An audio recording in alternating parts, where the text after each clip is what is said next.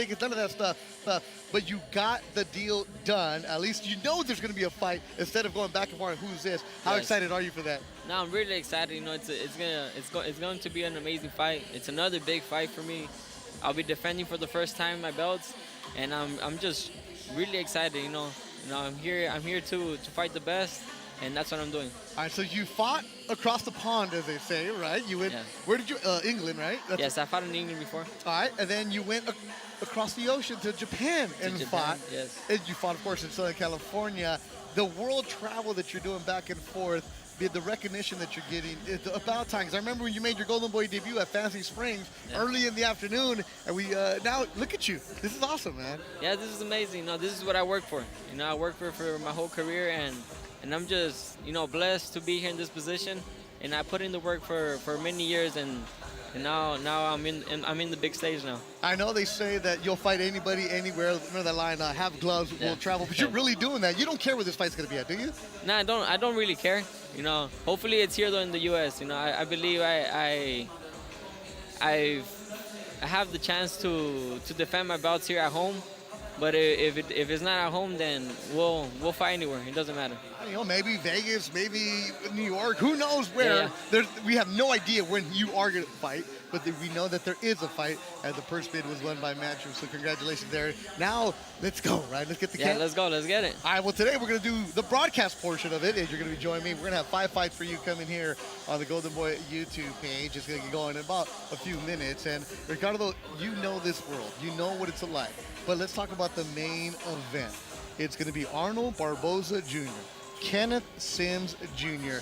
fighting in the main event. And then you're going to have Oscar Collazo, 105-pounder. I can't believe you're actually talking about somebody who weighs less than you. Normally we're talking about guys more than you. And, of course, Alexis Rocha, Jojo Diaz. And then Gabriela Fundora is to defend all her belts. And, of course, Joel Iriarte. That's what you're going to see on DAZN. That is 5 o'clock Pacific. You'll need the DAZN app to see that. Of course, Iriarte is going to open it up. Of course, the young prospects want to be where Arnold Barboza and Kenneth Sims Jr. at. They want to be where Oscar Collazo for the WBA, WBO super minimum weight titles. The welterweights, Alexis Rocha, Jojo Diaz, Gabriela Fundora, oh my goodness, IBF, WBA, WBC, WBO flyweight titles on the line. And Joel Iriarte against Rocky Mirthel, a good challenge. What you're going to see here on YouTube is going to be Grant Flores, his ninth prospect, who's 12-0 against the veteran Rashid Stevens. Cayden Griffiths, up and coming 19-year-old from Coachella, 7-0, 6 KOs. Some of those KOs go viral. Fabian Guzman from right down the street in Santana in the middleweight division against Julian Delgado. Junebug Garcia from Colorado is our second bout. And the first one that we're going to see here, Leo Bazooka Sanchez, trained by Joel Diaz. He gets the veteran Cesar Juarez, who has 50 fights and is always a tough out. Now, these fighters, when you look at them, you want to be happy that you have a fight, I know, right? You want to be busy. But when you're fighting on the early portion, some fans might say, man, it's too early, nobody's in the building. But you've been there, done that. You have to get through these shows to get to the big stages. What's some of the best advice you have for a young fighter who's fighting early in the afternoon? I think it's just to stay focused, dedicated, keep training hard. You know that there's a process in this boxing world, and you just gotta keep focused and train hard, and just keep the other fights, to keep the motivation going. And the time will come, as long as you put in the work. Like it's the fans that really make too big of a deal about that, right? Yeah. Because you don't even notice what's going on, do you? No, not really. It's the same thing. It's the same thing as sparring. It's a little empty in a big arena, big space, but it's a little bit more. The energy is there. Yeah, more energy there. Yes, it's the pressure that that they put on yourself. We know it's you just gotta keep working on it. And it used to be early on fights would never get shown. Golden Boy and Oscar De La Hoya has made a point to broadcast these YouTube portions because they want to give the fans an opportunity to see it because in the afternoon. So there's people watching. They might not be in the building yet, but there's people watching. And what's the line? It's not if you win, it's how you win. How you win. Exactly. Right? Yes. So it's about putting on a show, and I'm pretty sure Monchis, your trainer, will tell you, go put on that damn show.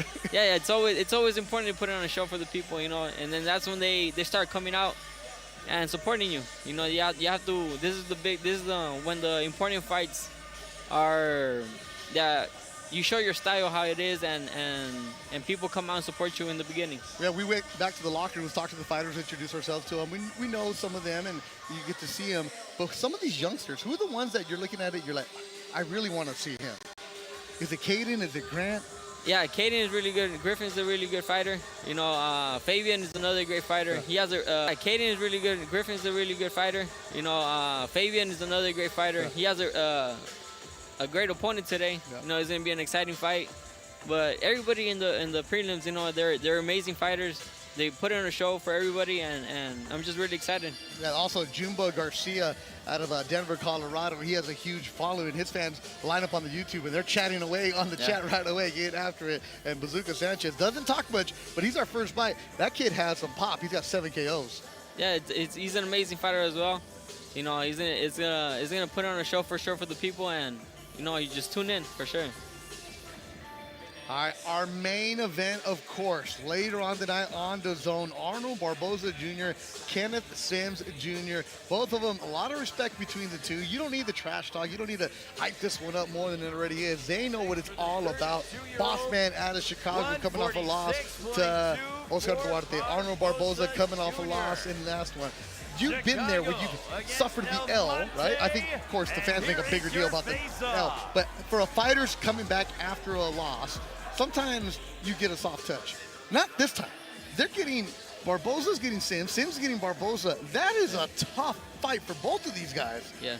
What do you see how this one's going to be? No, I think it's going to be an amazing fight. You know, both of them coming off a loss. There's that extra motivation, that extra push. You know, the extra pressure to prove why they deserve to be on the top. And I expect a good technical fight between both of them, and it's gonna be a good fight to watch. Credit to Sims. Last fight was in Chicago, and now he's coming to Orange County. And La Puente Monte, where Arnold Barboza is from, is not too far. They're all coming out strong. Yeah. And Sims knows they quiet them down. That's going to be a really fun fight. I'm really looking forward to that one. And then also the smaller divisions. And, you know, people will say, you know, 112, you guys don't have the power. How many knockouts you got? I got 18 knockouts. Okay, you got power, right? Collazo. 105 pounds, one of the fastest champions ever, 13-0, 11 KOs from Puerto Rico. He's got the whole island behind him. Yeah. You can speak about this because when you go to Japan, the lighter weight classes, they love you out there. You guys are rock stars. I mean, look at Inoue, look at Nakatani, where they're going to be fighting pretty soon. But even 105 pounds, 108, 112, wherever it be, what is it about you guys that are so special? I think it's the punch output that we put. You know, we're not looking for that one-punch knockout.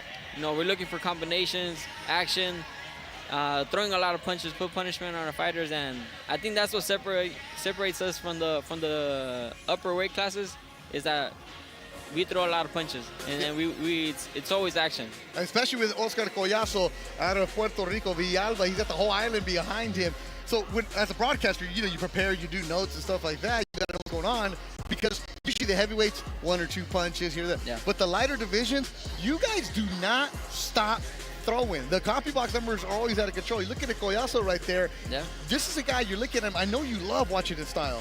Yeah, he's like I said, you know, we throw a lot of punches.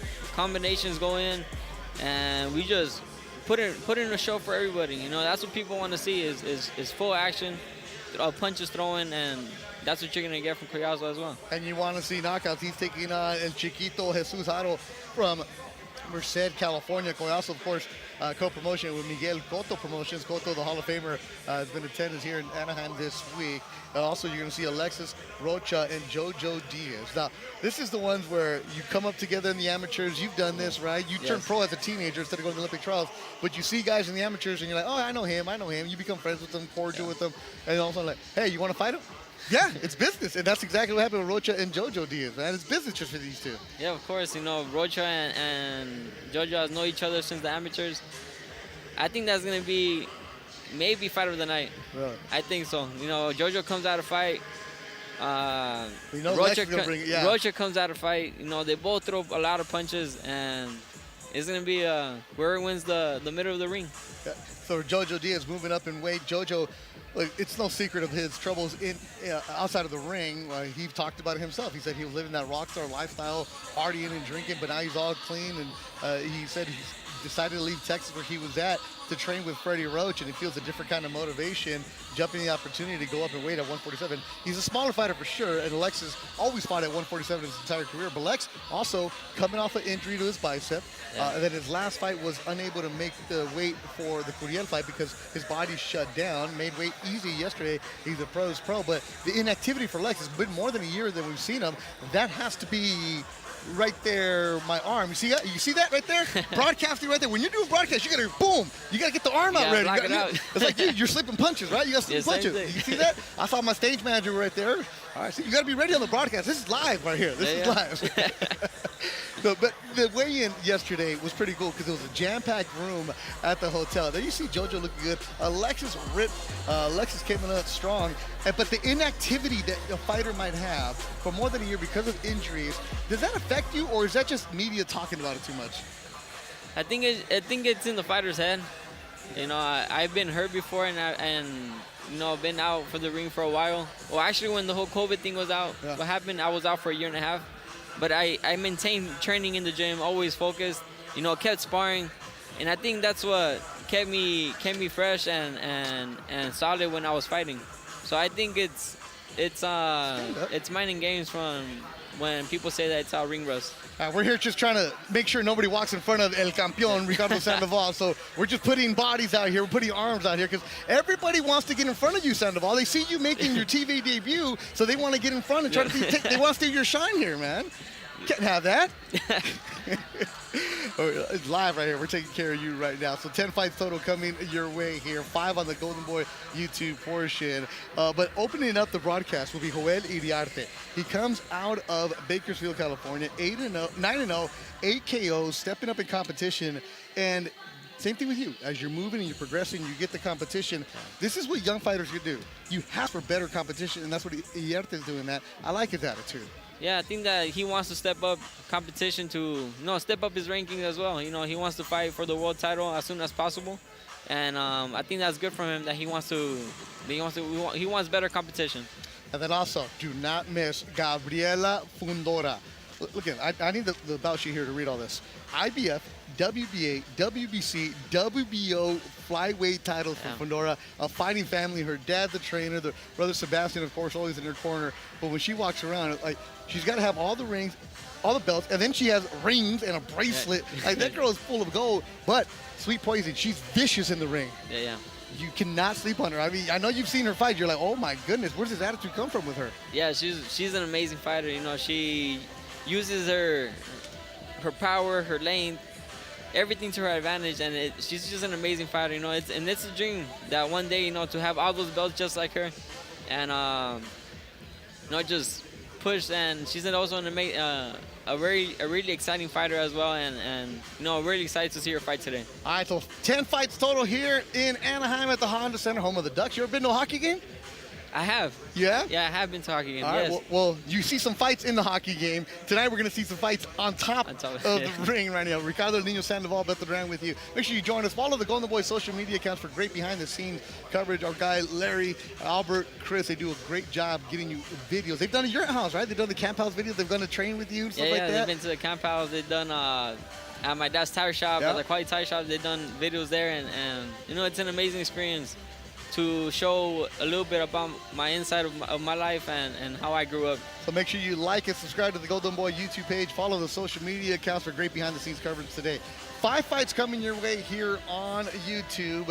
It's going to be a great afternoon of boxing at 5 o'clock live on DAZN is when you're going to see Joel Iriarte, of course, the main event. Arnold Barboza taking on Kenneth Sims Jr. So Chicago standout, Southside to be exact. So that'll be later on. But right now, 5 your way right here on YouTube. So great afternoon of boxing coming your way. And so, El Nino, you ready? You ready to do this? Yeah, I'm ready to do this. I'm excited. This is the hardest part right here when you're standing up and talking. Now we get to talk about boxing. Now you get to see what's in there. But tonight, you said JoJo and Alexis might steal the show? Yeah, I think so. You know, it's like I said, they both come out to fight.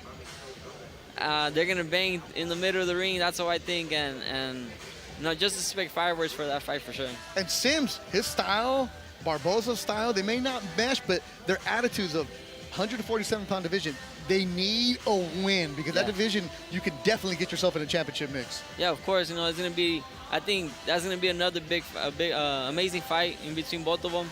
They both gotta prove why they deserve to be in the top and deserve another world title shot. All right, You know, our especially for Barboza. All right, sorry about that. See, that's me messing up. It's called stepping on your talent. Don't do that. Now you- We're ready to go. Niño Sandoval, the champ, is here, and our ring announcer, Mark Fratto, is ready to bring out our first fight right now. Mark Fratto, take it away.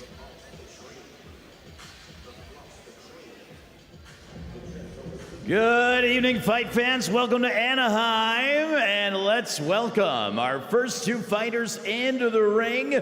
Making his way to the blue corner from Mexico City, Mexico. Please welcome Cesar Corazon Juarez.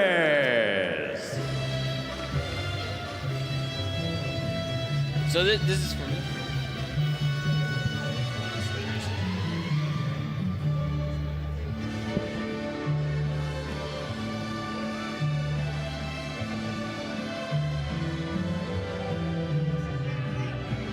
All right, our first bout of the night, walking out. That is Cesar Juarez, Mexico City, a veteran of 50 fights. You look at his box rate, he's gone through everybody. He's a tough out. 34-year-old, made his pro debut in 2010.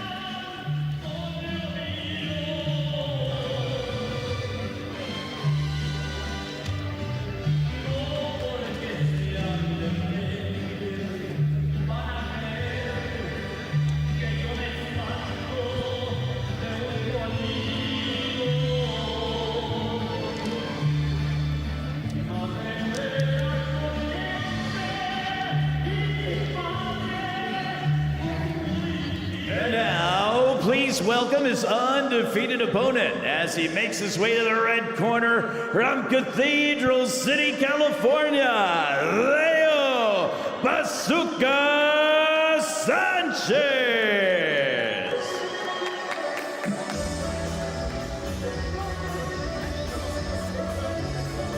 Nine 9-0, 7 stoppages for Leo Sanchez.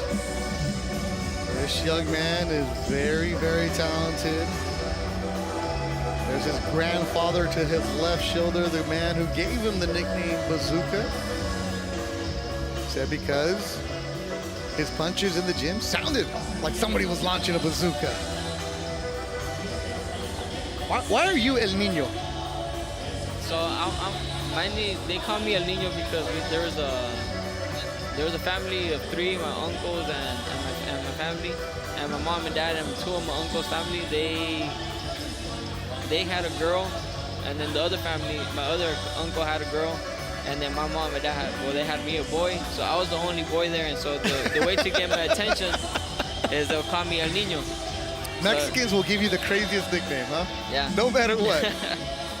So it just took it took off, and then ever since I started growing up, it just kept calling me El Niño, El Niño, and just that's how it became. Gentlemen, and welcome to the Honda Center here in Anaheim, California. This is Golden Boy Boxing on YouTube. Our opening contest this evening scheduled for 6 rounds in the lightweight division. Brought to you by Oscar de la Hoya's Golden Boy Promotions in association with Miguel Cotto Promotions. And presented by BetOnline. Odds for tonight's fights are brought to you by BetOnline, Wild Casino, America's most trusted online casino. Let's get wild, and Riyadh Season. The bouts this evening are sanctioned by the California State Athletic Commission, the chairman, Peter Villegas, the executive officer, Andy Foster. Your doctors at ringside, Paul Wallace, MD, Tariq Khan, MD, Trushang Lu, MD, and Robert Ruelas, MD. The timers this evening, the venerable Keenan Wright and the world-famous Larona Ganaway. The judges scoring this contest, Rogelio Chapa, Pam Hayashida, and Giovanni Varela. And controlling the action when the bell sounds, the referee in charge is Ivan Guillermo. Introducing first, fighting out of the blue corner. He weighed in at an even 132 pounds. His veteran professional record consists of 31 victories, 19 defeats, 24 wins coming by way of knockout. He wears silver with green and hails from Mexico City, Mexico. Please welcome for his 51st career professional contest, Cesar Corazon Juarez. His opponent is undefeated, fighting out of the red corner. He weighed in at 130 3/4 pounds. As a professional, his record stands with 9 bouts, 9 victories, 7 wins coming by way of knockout. He wears black with red and hails from Cathedral City, California. Ladies and gentlemen, Leo Bazooka Sanchez.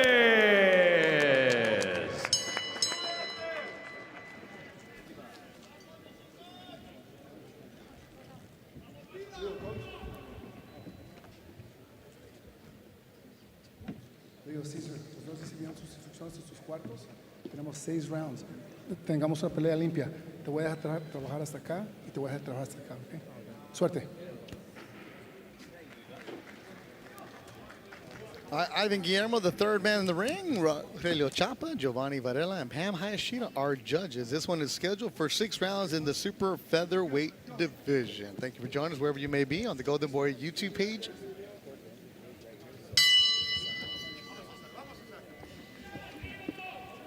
Bazooka Sanchez, 9-0, 7 KOs, a lefty, training with Joel Diaz, and the great work that he gets over there. His cousin Tito Sanchez, Bazooka in the red and black, and he will attack the body immediately. That's his game plan always. And you can hear the thudding punches right away, Ricardo Sandoval.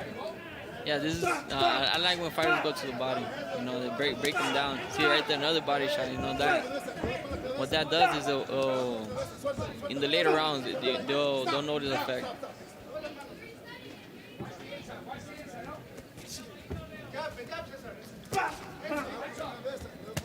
Digging body shots. And when you're training at Joel Diaz camp with brother Tonio Diaz, so many great fighters that are in there. You'll have the Uzbeks, you'll have the prospects that we're going to see like Cayden Griffiths and Grant Flores, and Joel Antonio fighters back in their day, along with their brother Antonio, Joel Diaz.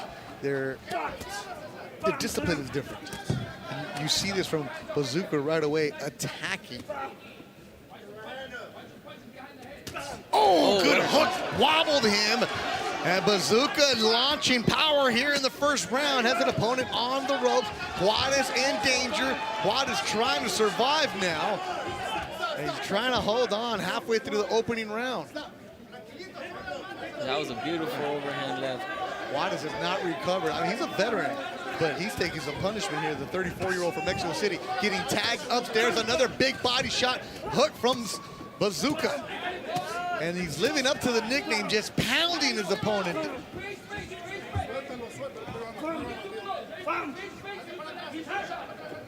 Juarez still wobbling. High guard.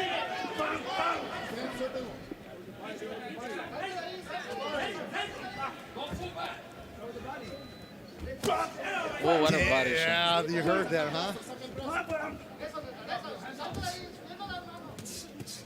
Oh, another right hand from Bazooka. And against the ropes again is Juarez. He is surviving on heart right now because he is taking a beating in the opening round. Sitting down on his punches, Bazooka.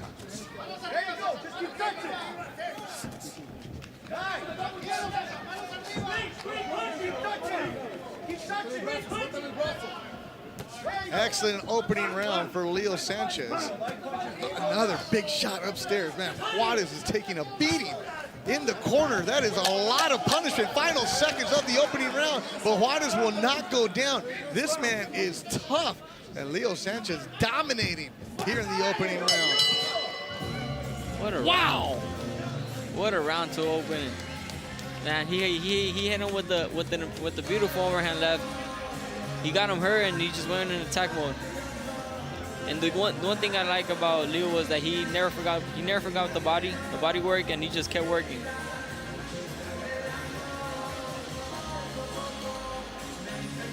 Let's look at the replays from that opening domination round from Leo Sanchez. Ricardo Sandoval. Yeah, you can see that he's measuring with the jab. Body shot rips the body and beautiful. You know, right there, just measuring, boom, right there. What a beautiful left hand, man. You know, he just kept the pressure composed, and he kept working the body. That's one thing that's really important that I like from Leo. Cesar Juarez is a tough man. His last fight, last year, he went the distance with an undefeated fighter. And then earlier in the year, he got stopped in the 7th round against Charlie Sheehy. But right now, Leo Sanchez dominated. You said it, right back to the body. Right back to the body, yeah. You have an older fighter who's worn, battles are showing, and the dig into the body is going to take a toll. You know, that's what you got to do with veterans fighters. You know, you got to dig to the body, you know, bring them down little by little, because they have a lot of wear and tear to their head, so they know how to take the punches on top. Yeah. Juarez came in at 132 yesterday, so he had to lose a couple pounds in it, so that's going to take a toll. Then you're digging to the body, the rib cage, or that hook upstairs too. Uppercut now from Leo Sanchez. There's a good fan base here in the black and red shirt.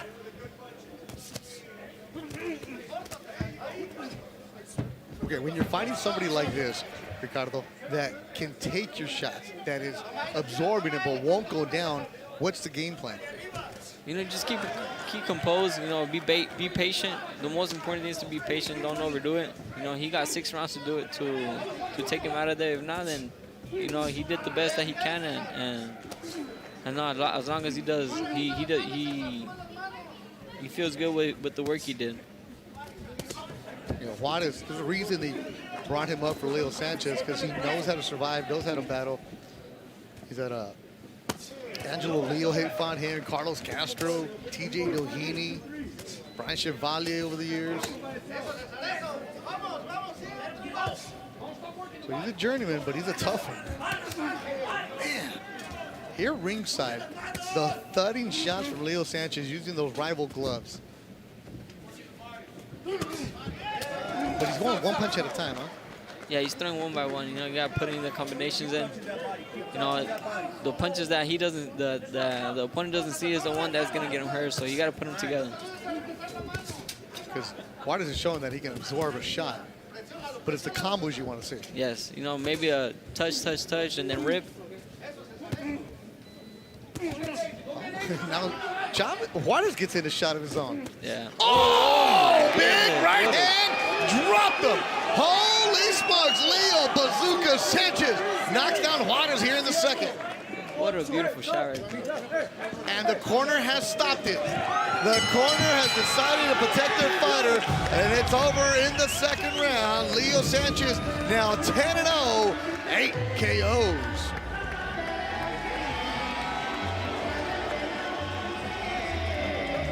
That's impressive. Yeah, that was a really nice shot. Yeah, if I'm not mistaken, I think that was a right hook, right? I believe so. We're gonna get you the replay to show you what happened. And here's a quick replay. 2:46 of the 2nd round. What do you see here? Hey, oh yeah, that's nice. That was a right through the top of his punch. You know, threw a right hook, hit right in the chin.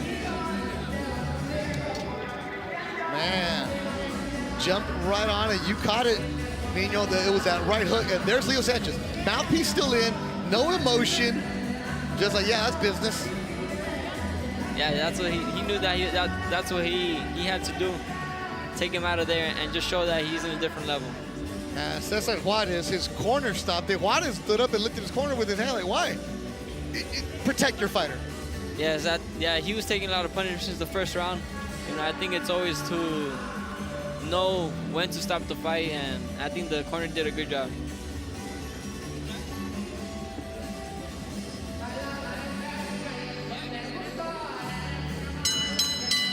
Ladies and gentlemen, the referee in charge, Ivan Guillermo, calls for a halt to this contest.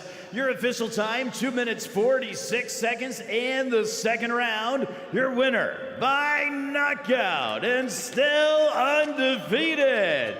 From Cathedral City, California, Leo Bazooka Sanchez.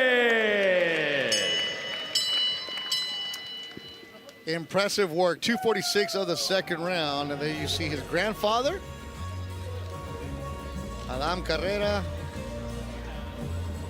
Joel Diaz, and Cathedral City's own is now 10-0. Mike Miller, his advisor. And there he's taking the Golden Boy social media selfie. That's Christina Ramirez, who runs the Golden Boy social media account, does a great job with it. And you'll see this posted in a bit. Make sure you follow the Golden Boy social media accounts for great behind-the-scenes coverage. You've taken a couple of those selfies, right? Yeah, I took it one, and then the most important was when I won my world titles. You know, that's, you know, it was an amazing feeling when I did that selfie recording. Respect between the two fighters, and I mean, Juarez is tough. He'll get stopped, but later in the rounds. He doesn't get blasted out like that. That was impressive. Coming up next, more fights. We got 4 more here on the Golden Boy YouTube page, and at 5 o'clock, you'll need DAZN. Of course, the main event tonight, Arnold Barboza Jr., Kenneth Sims Jr. Bet the Ram, Ricardo Sandoval with you in Anaheim at the Honda Center. Golden Boy Promotions. Before I ever held a world title, my dad held the mitts in the gym. My father didn't just train me, he built me. Not with short, and long before the lights, before the belts, before anyone called me undisputed. There were early mornings when nobody was watching. There were rounds where my arms burned and my legs felt heavy, and my dad would say, "One more." He taught me that talent means nothing without work, that confidence comes from preparation, that champions are made in the quiet. There were no excuses in our house. If I wanted to be great, I had to live like it. In how I trained, how I rested, how I thought. Discipline wasn't punishment, it was love. It was belief. It was him showing me he knew I could be more. Every jab I throw carries his lessons. Every round I win is built on his standards. To every little girl watching, greatness isn't given, it's earned. Listen to the people who push you. Embrace the hard days. Respect the process. Because becoming the best in the world doesn't start on Fight Night. It starts at home. The first rule of DAZN Ultimate is the first rule. You do not pay-per-view. You do not pay-per-view. Do not pay-per-view. The Ultimate Fight Night is here. Second rule of DAZN Ultimate. Second rule, you don't pay-per-view. Because Ultimate gives you a minimum of 12 pay-per-view fights a year at no extra cost. You do not pay-per-view. Join us ringside and welcome to DAZN Ultimate.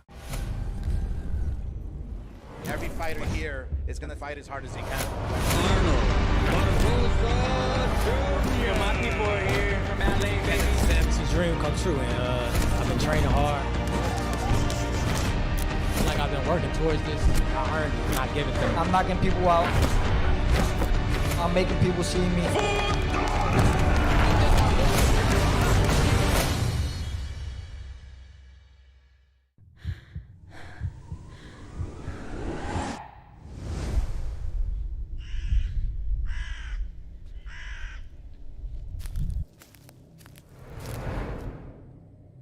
Most people that go up there, they come back different. Excuse me?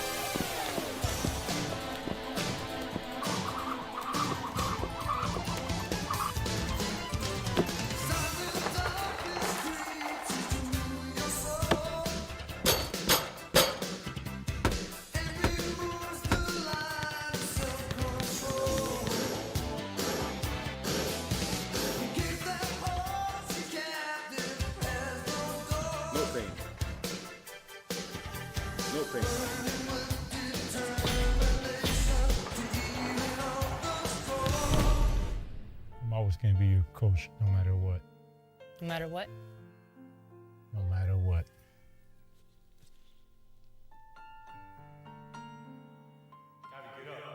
Cavi, get up. Today's going to be a very hard day. Come on, let's go. Vámonos. Go ahead. Make my day.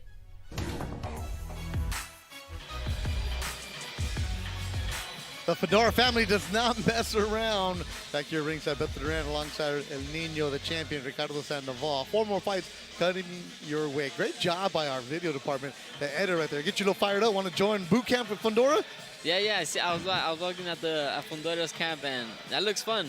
You know, it's something that I always wanted to do, like the Spartans. Like the Spartan racing was something like that similar. So, you know, it looked fun, and hopefully one day I get to try the workout with Fundora. Oh, it's intense. You know, she runs in combat boots. She really does. You'll see Gabriela Fundora later on tonight on the DAZN portion of the broadcast. Of course, the main event, Arnold Barboza Jr. against Kenneth Sims. Now, both of them coming off of losses, but Ricardo, Kenneth Sims had a tough battle against Oscar Duarte in his hometown Chicago, where he lost that one.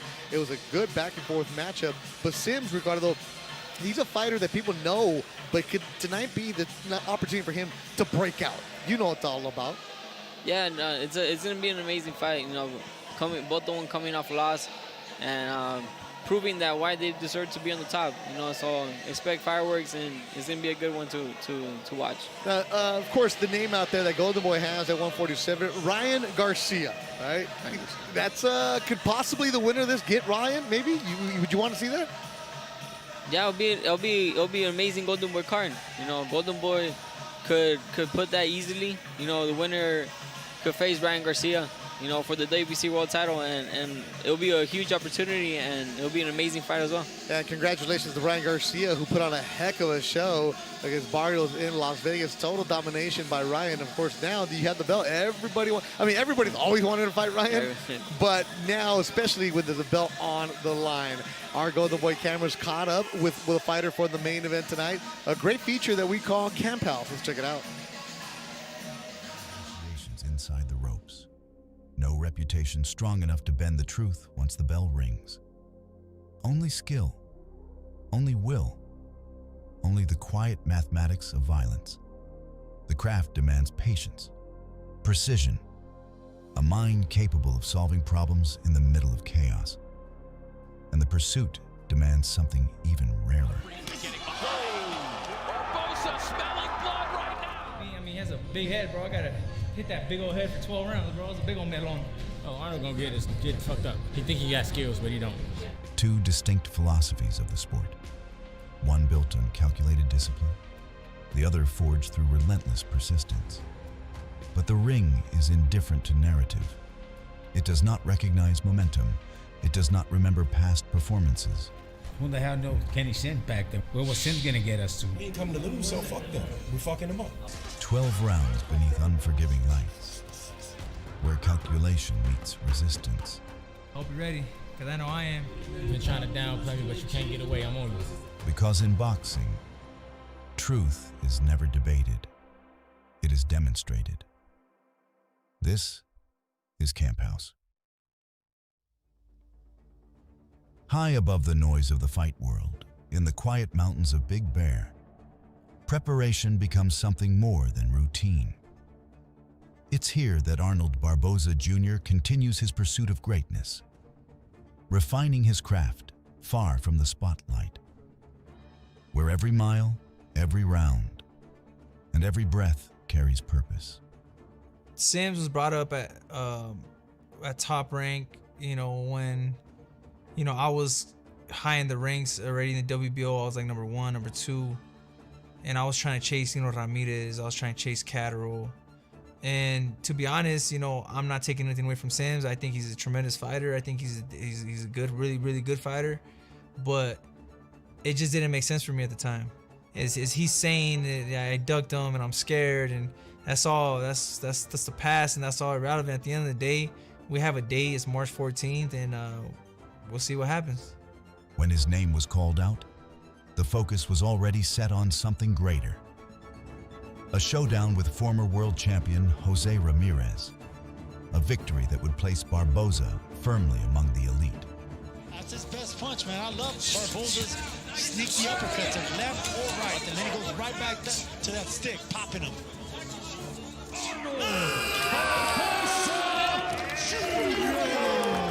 A title opportunity against Jack Catterall, where the odds, the crowd, and the moment all stand on the other side of the ring.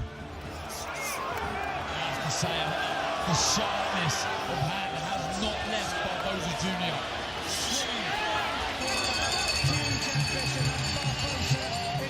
It belongs to the fighter willing to walk into another man's house, silence the crowd, and take the belt back home. While one fighter prepares in the quiet mountains, another sharpens his craft in the heart of the fight capital. This is where Kenneth Sims Jr. continues his pursuit. A fighter who has built his career on persistence, refusing to be overlooked, refusing to be left out of the conversation. Arnold, whoop your ass. It's been like years on years where I've been offered to fight him since he was with Top Rank, and after I fought Elvis Rodriguez, that was the fight they offered me to fight him in 2021. He said no, so I don't ever get too excited about his name until now, until it's official, because I've heard his name over and over again, and it never led to nothing, or he just said no. So I think I'll have options because this fight is at 147. It wasn't my call to make it at 147, so I'm still comfortable making 140, which is where I've been campaigning. But I've been campaigning at 140 and 147 for like over the past, I don't know, 5-6 years. So I'm comfortable at either one. And it's just I just want to make a statement that I'm ready and for the biggest fights at 147 or 140. Him saying I'm not a big name, I don't really take that personal just because, I mean, I think it make him seem a little delusional of where he thinks his name is. You gotta do something to me for me to take it personal. But we ain't coming to lose, so fuck them. We fucking them up. Fuck them. Period. When Sims Jr. signed with Golden Boy, it marked the beginning of a new chapter. He showcased the depth of his craft, simply proving that he belongs among the division's most dangerous contenders. Bossman Sims Jr. Then, the moment arrived in the city that raised him, Chicago. A defining contest against the relentless Oscar Duarte. A formidable challenge unfolding before the hometown crowd that had supported Sims since the beginning. 12 demanding rounds, fought at a relentless pace. And that's the thing about Sims. He has monster off him. He can't just big right hand for Duarte. That might have buzzed him. I thought I pulled the fight off. I watched it back a couple times now. It's a close fight. Like, if anybody, you cannot look it up. I've never said I got robbed because it was a close fight and I didn't dominate the fight. Yet on that night, the judges rendered a decision that went the other way. De Parral, Chihuahua, Mexico, Oscar Migraña Duarte. My main motivation is my family. Like, my two kids and their mom, and my parents, they put everything into me. Like my parents been putting everything into me since I was a kid. Like they like my dad said, he said he expect this from me. Like this is what he expect from me. Like I put the work in. I've been putting the work in since I was a kid. So I expect to be here. Like I feel like I'm where I'm supposed to be. And every interview I always say, like my career is important, winning is important, and being the best I can be is important. But I want to inspire like kids because the main thing I can say is Derrick Rose did that for people like my age. Like we were able to watch Derrick Rose and be like, yo, he from where I'm from or close to it, and look at him. That's how I want to be. I want people to look at me and be like, yo, Kenny, look where Kenny at and where he from. We could do that. Yeah, man, my last fight with Teofimo, we came up short. My first loss. Honestly, like I was, prepared. I thought I was prepared to, to be like, okay, I might lose one day, Like when you fight, like when fighters fight the best, like there's gonna be a winner, there's gonna be a loser. It could be you, because you know Teofimo was an amazing fighter. You know, those 3 fights that I took back to back, you know, there were 3 of the top 5 guys in my division. You know, so I knew, you know, there's a good chance you could lose to any of those guys. They're all elite fighters, you know. Came up short in the 3rd one. It was definitely, you know, I didn't think that it would hit me as hard as it did. You know, I kind of distracted myself with family a lot, you know, and I kind of didn't want to step back into the gym for a minute, you know. So I finally did, and you know, and I learned a lot from that loss, man. You know, I learned a lot about myself. I learned a lot about people, you know, and you know, it's time to move forward. You know, you got a new team, we got a fresh start. Yeah, this is my first fight, you know, at the 147-pound division. I just, you know, it was a team decision, you know, but my father thought it was time. You know, I feel like I'm gonna show my full potential at 47, you know, so we're very excited, man. We look to be stronger, faster, and not losing those 7 pounds is gonna be nice. The loss didn't take the ambition away. If anything, it clarified it. What defines him is what drives him to keep going. And you know, what motivates me is, you know, is the youth. You know, I like to, you know, I want to, you know, inspire the next generation of fighters, or the youth in general, you know. So, you know, I know that we did something pretty cool for this fight. You know, there's about three gyms in the city of El Monte and South El Monte. And, you know, the money that I was supposed to get for like per diems and hotel rooms and all this stuff, I converted that money for tickets for the kids. You know, we have about 80 kids going. And the cool thing is that they're all boxers, you know, they're all boxers from the gym. So that's like an inspiration, you know, and I did a run with them before camp with the kids. And it's crazy because, you know, that lit a fire in me, you know, like I think the kids seen it as like, oh, you know, he's motivating me, you know, like if I'm their motivation. But little do they know that they motivated me, bro. Like they really did. Like before I came up to Big Bear, I did that run with the man, and it just reminded me of me when I was a kid, when I was running with pros like John Molina, you know, and stuff like that. And I had the vision, the dream, you know, and man, that was a surreal moment for me, man. Like I don't think they understand how big it was for me, you know. So I wanted to thank them, you know, and I wanted to get them to a fight, you know, and in my fight especially, you know, so I'm gonna make sure that we put on a great show for them. At the end of the day, is what we do it for. It's about, you know, your family. It's about, you know, about kids and the youth and the next generation, man. Just show them right. The reasons that drive a fighter are rarely visible.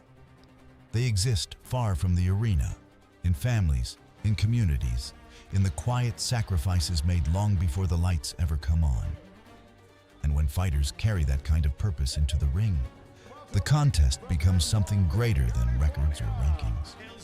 It becomes a confrontation of preparation, of character, of resolve. 2 fighters, each driven by something that extends beyond themselves. If I didn't take this fight, no one would be talking about a Sims. Hey Arnold, now you gotta fight me, so be ready, because March 14th is no more running. Because when ambition, discipline, and opportunity converge under the lights, the result is rarely ordinary. Fight fans, please welcome, as he makes his way to the blue corner, from Rosario, Argentina, Blas Ezequiel Caro. Veteran fighter 21 from Rosario, Argentina, Blas Caro. Been around the block for a little bit, fought in the United States. And you'll like this one, Nino Sandoval. I met this dude back in 2023 when he fought at the Doubletree Hotel, the promotion of the late Mr. Ken Thompson. See, if you can fight there, you know you're a tough dude. Yeah, Thompson fights are really good. You know, they're always putting on tough fights. You know, I used to go there when I was, I don't know, like 11, 12 years old. Munches would always take me there, and that was like the casual way to go to some fights on what is it, Friday nights? Yeah, they were Friday nights, but the reason we're bringing that up was a fantastic club show in Southern California. But you are matched hard. There's never anything easy, and if you're a veteran of those fights, you know that you're coming to bring it. That's why I'm excited for this fight tonight for Blascano. He's a little bit older now. He's 32, but I remember that fight. He had a battle with Regal Hermosillo, who fought on a couple Golden Boy shows, and he was a tough customer. And now his undefeated opponent makes his way to the red corner from Denver, Colorado, Daniel Junebug Garcia.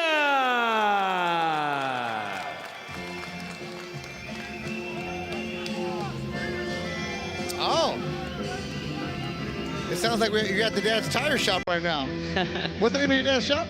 Quality Tire Shop. Quality Tire Shop, where Ricardo has his after parties. Then you know they're jamming the Chalino Sanchez. Yeah, we always come out with the banda. You know, we put in the classic songs as well. And this is Junebug, Daniel Garcia, the 24-year-old from Denver, Colorado. Trained by Danny Garcia over his right shoulder. And the brother of Robert Garcia and Mikey Garcia. Doesn't train many fighters, but he's had Junebug for a while and he really likes him.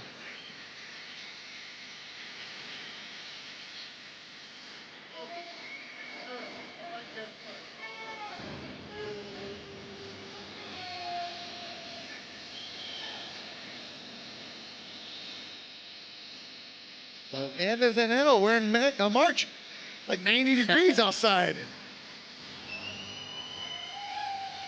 Something about Jumbo I didn't know is that his shorts his grandma makes those shorts. Yeah. Every time he fights, you know, so that's what you know it's something special. Grandma Lou makes those, she buys a setup and she makes them custom for him every single time.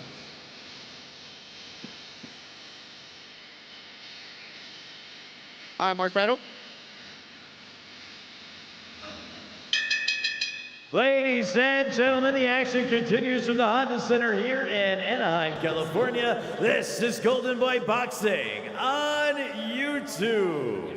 Our next contest is scheduled for 8 rounds in the lightweight division. Presented by Oscar de la Hoya's Golden Boy Promotions and brought to you by BetOnline. Odds for tonight's fights are brought to you by BetOnline. Wild Casino, America's most trusted online casino. Let's get wild. And Riyadh Season. The judges scoring this contest are Rogelio Chapa, Christy Rosario, and Zachary Young. And controlling the action at the sound of the bell, the referee in charge is David Sullivan. Introducing first, fighting out of the blue corner, he weighed in at 136.8 pounds.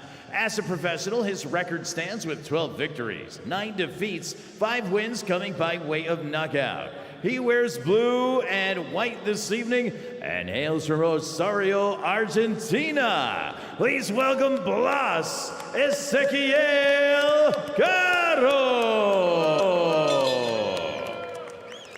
His opponent is undefeated, fighting out of the red corner. He weighed in at 136.2 pounds. As a professional, his record stands with 12 bouts, 12 victories, 9 wins coming by way of knockout. He wears multicolored trunks this evening and hails from Denver, Colorado. Ladies and gentlemen, Daniel Junebug Garcia.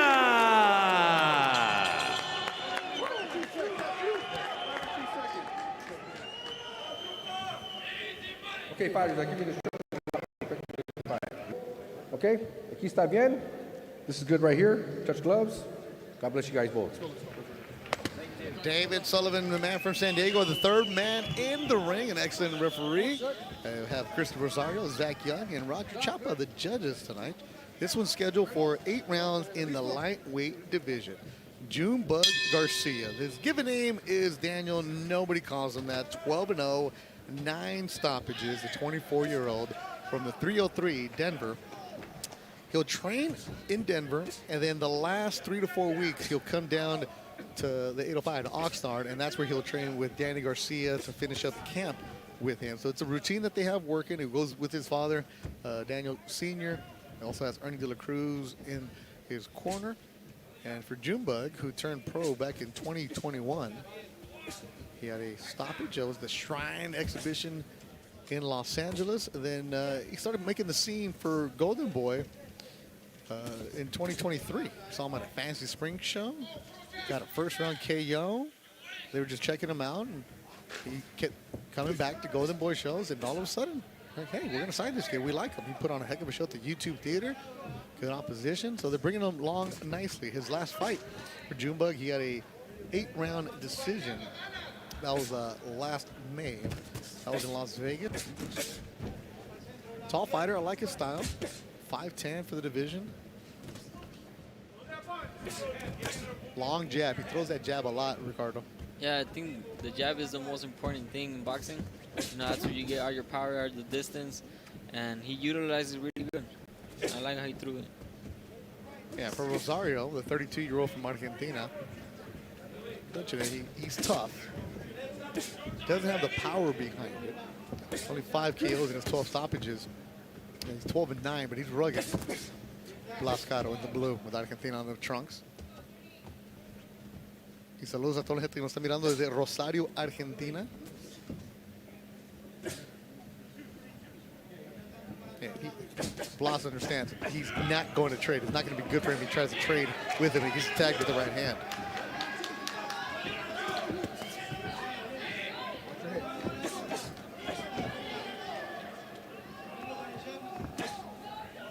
Now going to the body of Junebug. You hear the body shots, huh? Yeah, you can hear him. You know, he's throwing that straight right hand to the body. You know, he's done it a few times already. You like that? Yes. You know, right. It goes right in the side of the rib area, so it's really effective.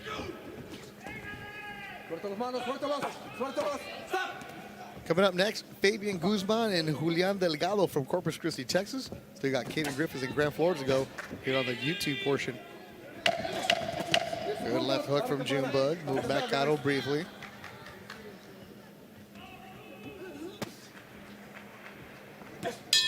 Good opening round.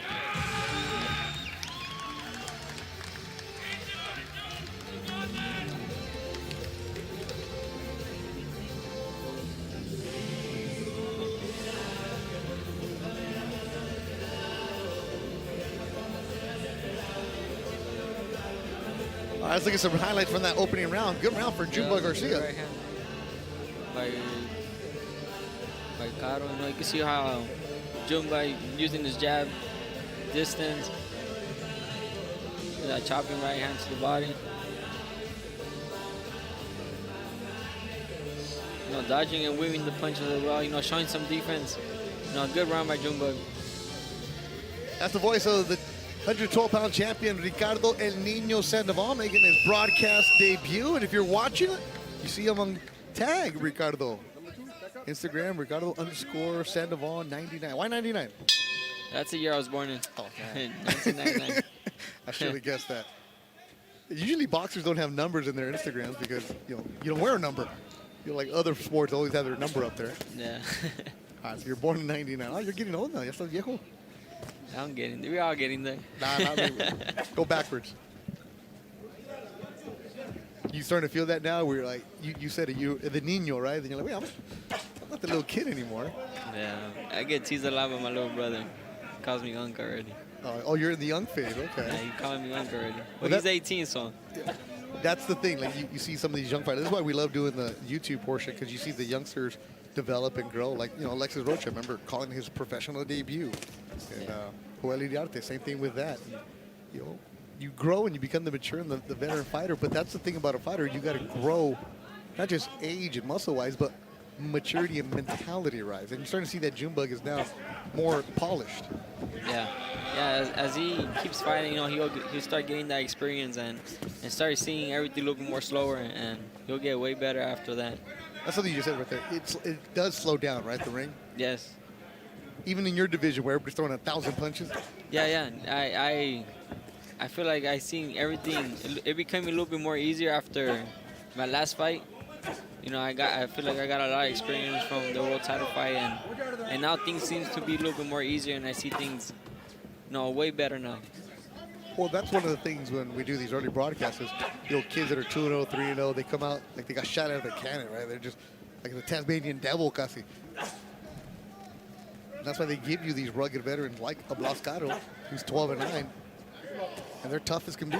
Yeah, it's a good toe. It's a good opportunity for him, and then he shouldn't try to take advantage. But Junebug has to come out, you know, take him out of there and see that like that. Like, and that was a beautiful body shot right there. Yeah, Caro didn't like that. The body shot. He's also bleeding from the nose. Is Caro.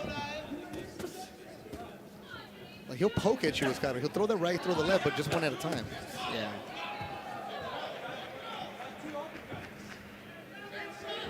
Keeps messing with the shorts, like they bugging him. Yeah, he's looks trying to like pull him down, huh? Yeah, he's keep pulling him down. And does it again. And that's the last thing you need to worry about is you getting punched. And Juba taking advantage of it. Caro keeping that tight guard. David Sullivan said stop pushing him down, but it's Caro who's leaning in. Oh! Got him with the hook.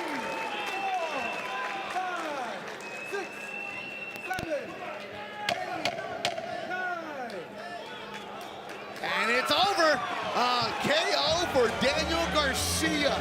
Caro stood up at 9.5. David Sullivan had seen enough. He stops it. And KO number 10 for Junebug Garcia. He's now 13-0. Picked at him, and then finally landed the big shot. Yeah, he threw it kind of with the left hook. You know, it looked like it was a late reaction. And, you know, he looked really hurt. You know, his legs wasn't there. And it was a good stoppage with the referee. 2:54 of the second round for Junebug Garcia. I know Mama Lou is excited watching her grandson put on that show.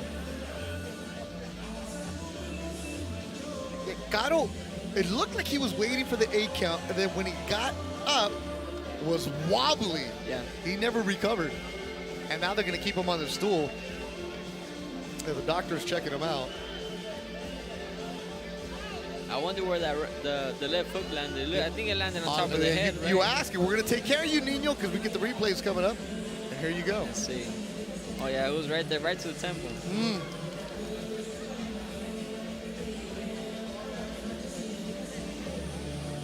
Yeah, top of the head.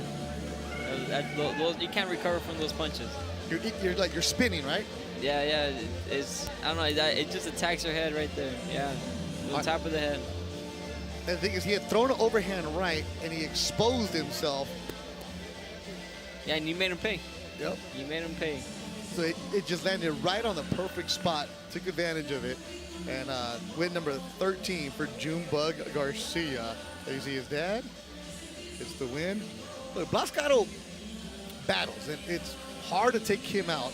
The man from Rosario, Argentina, but he did it. And Junebug got the victory. Mark Prado to make it official.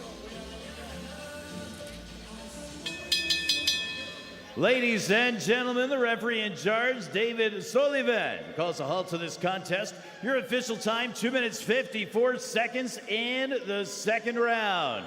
Your winner by knockout and still undefeated from Denver, Colorado, Daniel Junebug Garcia.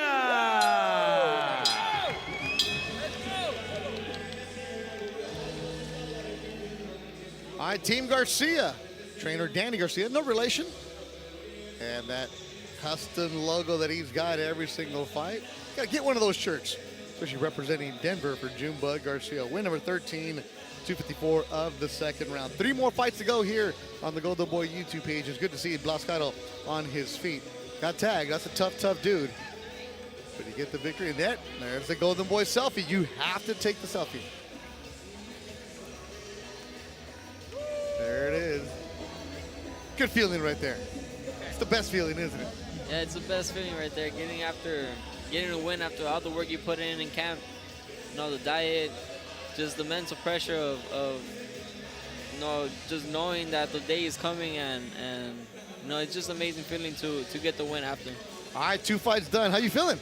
I feel good. This is fun, right? It is fun. You know, getting more comfortable, and I don't know how free you could be, you know, commentating. It's good. We got 3 more to go. Fabian Guzman coming up next. They still got Cayden Griffiths and Grant Flores here on the Golden Boy YouTube page at 5 o'clock Pacific time. You'll need the DAZN app to see the rest of the show, especially the main event of Arnold Barboza Jr. and Kenneth Sims Jr. We'll take a quick break here from the Honda Center in Anaheim. You're watching Golden Boy Boxing.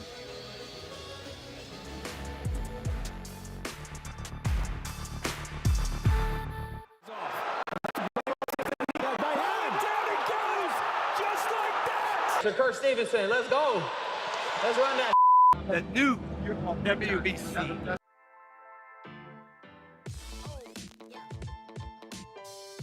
There's something special, though, about a big Vegas night. I think maybe because it's not just fight night, it's fight week. Everyone comes, everyone's dressed up, everyone likes to have a bit of a flutter, have a drink, and then they all kind of just descend upon this place. I need to see that same fire, that same passion that we saw against Devin Haney. When he fought Devin Haney, even before we knew about the positive test, we looked at Ryan Garcia and said, Ryan Garcia is back. This is a guy that can still be a superstar in this sport. Fast forward to a year, and he was sleepwalking through that fight against Rolly Romero in New York. I want to see him take all of his punches out of the locker room and leave them in the gym.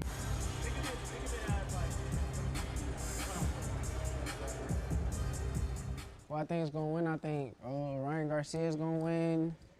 Gary Russell's going to win. And I think Albright is going to pull an upset.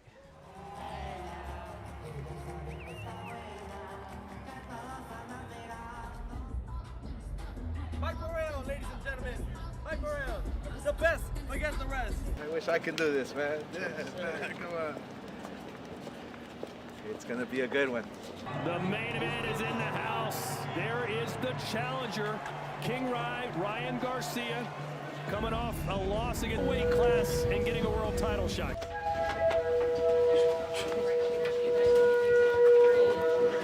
Big night, very excited. We've done nothing but train. There's nothing left to do, but everything's on the line right now. This is his moment. It's a big moment, and he's absolutely ready for this. It makes me so proud to see that he started at a young age up to this level. I mean, it's just, I mean, how our father just wouldn't expect anything less but to be proud. Mario Barrios, you know, quiet, subdued, disciplines, fundamentally sounds. I think he's disrespected and he's a lot better than given credit for. You know, I've been with Mario since his pro debut. He became a two-time world champion for a reason. He's going to defend the title tonight, and we're going to walk with that Ring Magazine bout, and you know, that's legacy in and of itself, and I know he put the work in. You see something in there you don't like and you want to get that fight stuff, there'll be an inspector sitting right next to you. Tell the inspector you want the fight stuff. They'll get on the ring apron, they'll get my attention, and we'll stop. On DAZN, the fights never stop. With the biggest nights in boxing all year long. It has never been bigger for any fighter in the history of this country. Let's get ready to rumble!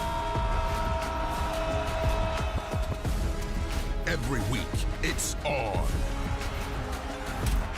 And join us ringside, the undisputed global home of boxing. Watch only on DAZN.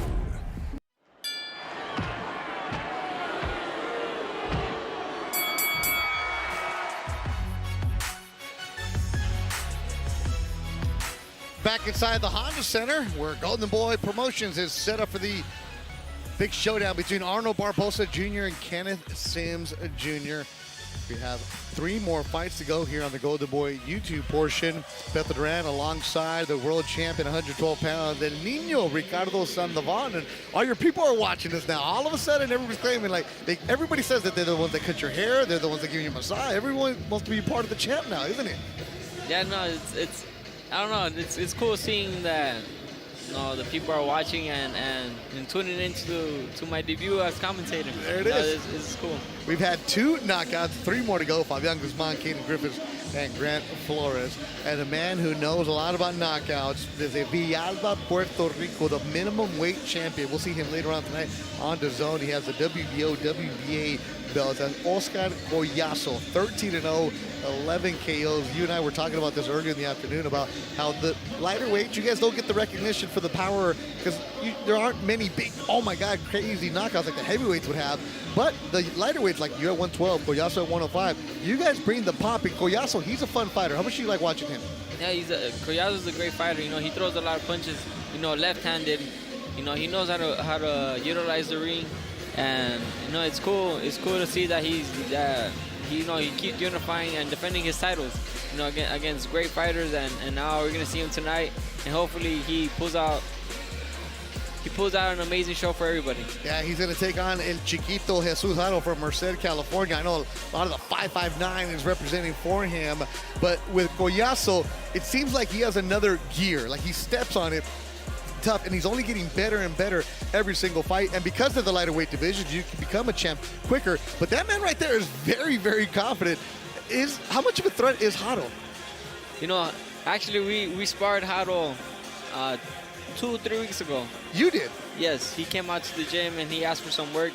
And you know, he's a really good fighter. He knows how to utilize the ring. He's kind of fast with his punches, and it's an interesting fight. All right, so he came to your gym asking for work, and you gave us obviously the size difference there, but you liked what you saw from him. Yeah, it was good work. You know, he knows how to utilize the ring. He moved around really good, and it was good, really good work for sure. Yesterday at the press conference, or Thursday at the press conference, Oscar De La Hoya was saying that the pound-for-pound ranking should include Collazo because of the record that he has. You know, Oscar's always going to back his fighter. You know this well. He's going to be that there with you. But the going saying that he should be higher in the pound-for-pound ranking, there's some big-time names. That's how much Oscar thinks about it and Golden Boy thinks about it. Of course, Miguel Cotto, who's with Collazo. When you hear that kind of talk, yeah, damn it. About time the little guys get some recognition. Yeah, I think we deserve more recognition. You know, like I said, we throw a lot of punches. You know, that's what people come to see. You know, it's always action fights in the lower weight classes, and you know, I think we deserve a little bit more respect. Yeah, of course, the social media people out there are going to say, Oscar, you're crazy. He's not top 5. He's not this. He's not that. But if you listen to Collazo talk, you listen to Miguel Cotto and the team behind him, with the plans that they have for him, if everything goes right against Jaro tonight, is to move him tough and have him fight and unify the entire belts. And same thing that you're trying to do, because the mandatory came out. The unification is so important for you guys. Yeah, it's really important. You know, us as fighters, we're trying to fight the best. You know, now that it's becoming a little bit more common to become undisputed, you know, it's something that we want to do as well, especially in the lower weight classes, you know. So becoming undisputed is the main goal for all of us. That's Tom Taylor, referee, walking behind us, one of the best in the business, doing a great work, and everybody's coming by here. Collazo mentioned he has Miguel Cotto on his side, and then he has Oscar De La Hoya over there. But Jesus Jaro, I'm telling you, that fight is going to be really good. You've got to meet him. You got to spar him. This kid, his confidence level is out there. He's 13-3. But his level is, I'm going to step up to it right now. And he brought all of the 5'9" with him. He has a good attitude. Yeah, the day he went to the gym, you know, he had great attitude all around the time, and you know, he's a great person as well. You know, I got to talk to him a little bit, show the person he was, and he's a really good person and a good fighter. But the thing is, though, he's not just fighting Collazo, he's fighting the entire island. Because you know this, Puerto Rican fighters are always representing hard, and they're going to come with it. So that'll be coming up later on tonight. 5 o'clock live at DAZN is when you're going to get to see Joel Iriarte, Gabi Fundora, Alexis Rocha against Jojo Diaz, Collazo against Jesus Jaro Chiquito, then Arnold Barboza Jr. and Kenneth Sims Jr. We've done 2 fights so far, and we've had second round knockouts in both of them. What will happen in our third? It's time for Fabian Guzman and Julian Delgado right here at the Honda Center in Anaheim. Let's go to our ring announcer, Mark Prado.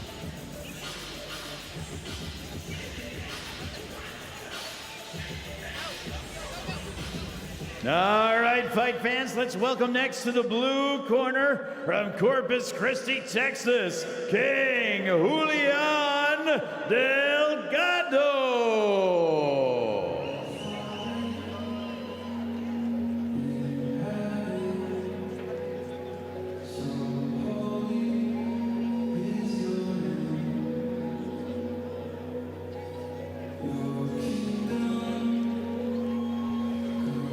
Julian Delgado from Corpus Christi, Texas.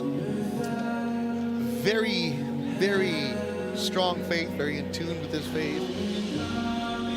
And we went into his locker room, and you saw the Bible laid out, you saw his scriptures laid out.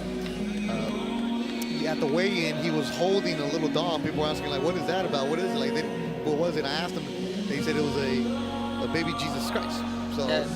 Yeah, you can see that he's really strong in his faith. Yep. You know, we walk in there, and then you can see that he was stretching, but at the same time, it looked like he was kind of meditating or praying. Yeah. But here he is, 9-1, 4 KOs from Corpus Christi, Texas, training at the Apex Gym with Adam Franco.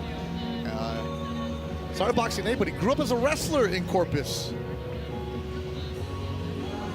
And his opponent, Fabian Guzman, is ready to make the ring walk.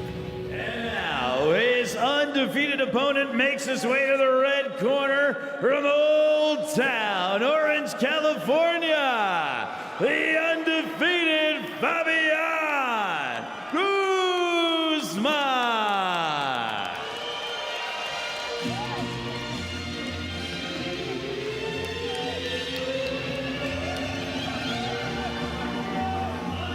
Fabian Guzman from Orange, California, right down the street. Comes out to El Tapatío by Vicente Fernandez. 9-0, 8 stoppages. Training with Hector Lopez. SOA Boxing Management behind him. A good team for him. Recently signed with Golden Boy. No nonsense kind of attitude. One time was a sparring partner of Jaime Munguia, does great work. I like his style, I like his attitude. Should be a good test tonight. Yeah, you can see Fabian comes in and, straight to business. He doesn't come and play around and comes the way he has to do, and if he gets a knockout, he just gets it quick and gets out.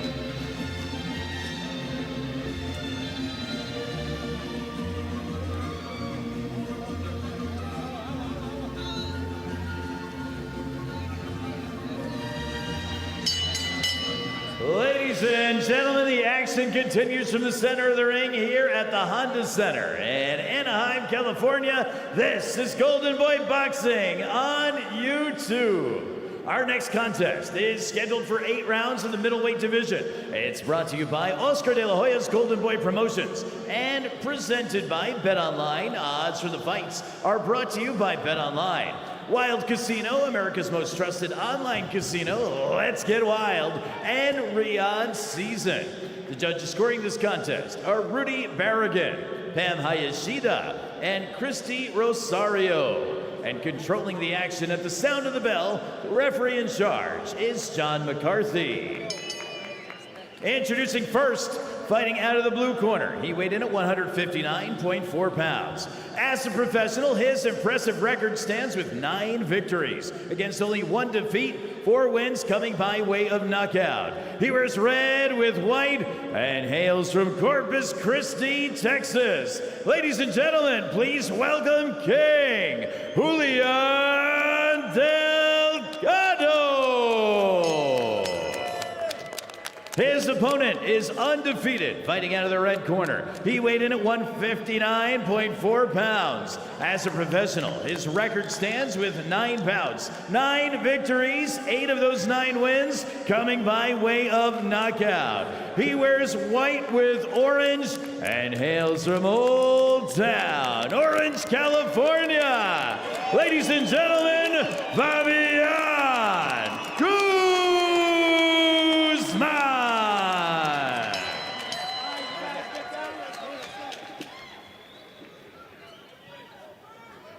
Gentlemen, got all the rules in the back. Protect yourself at all times. Obey my commands at all times.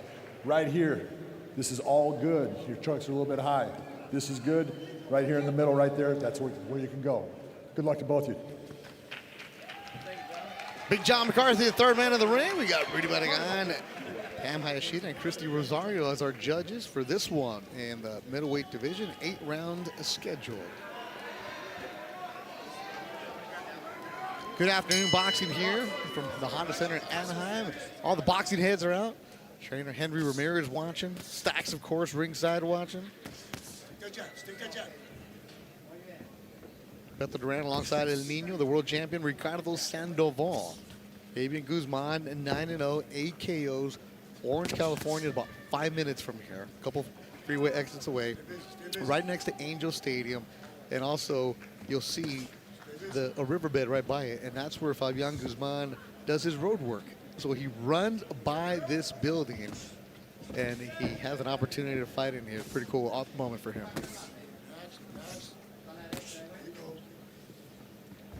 And we're sitting right next to the corner of Julian Delgado, so the voice you'll hear is going to be Adam Franco, his trainer, owner of the Apex Gym in Corpus. Delgado, 9-1, 4 KOs. Was a wrestler growing up. He's got the red and white trunks. went to junior college to wrestle in Iowa, and then came back home, started his own lawn care business, and instead of going to the MMA world where a lot of wrestlers do, went to boxing, went to the Olympic trials 2023, and just locked in on boxing. He's 24 years old, and was a Golden Gloves champion representing Corpus Christi, Texas. First time they had was since the 80s.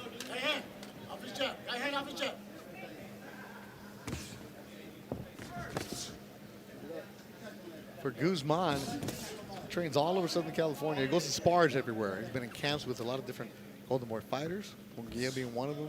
Eric Priest has sparred with him. And we were talking about this earlier, Ricardo, how some of the fighters, when they start early on in their career, they come out super fast. And Guzman's one of those that's starting to slow down, finally understanding that the fight come to you.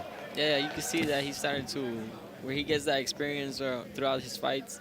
Now he knows that he's doing 8 rounds, so he has to, maintain the pace and when to pick it up and then when to slow it down. Still coming up next, Cayden Griffiths and Grant Flores here on the YouTube portion at 5 o'clock. You'll need the DAZN app. Good left hook from Guzman.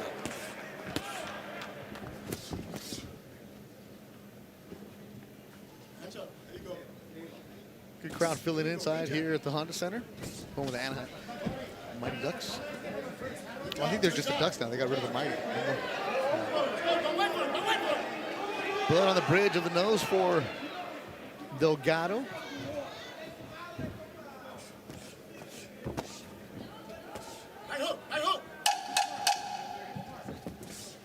Keenan Wright, let us know at the final 10 seconds of the opening round.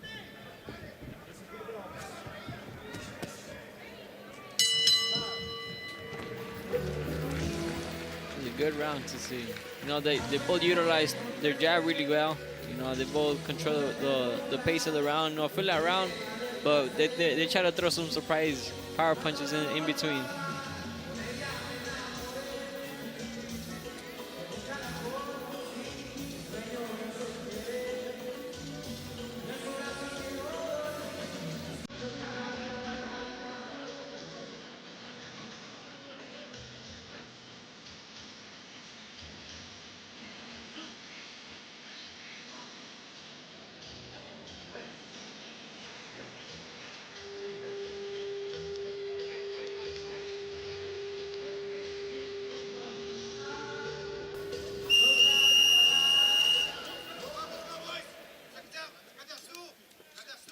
See his corner, Adam Frankel. He's fired up, man.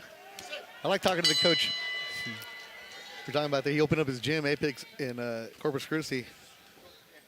So they've been working together. They've known each other for a while, but this is the first time they're actually working together. Overhand right from Delgado. He's winging that punch, huh? Yeah, he's throwing it with power. He bad intention. He got something to prove.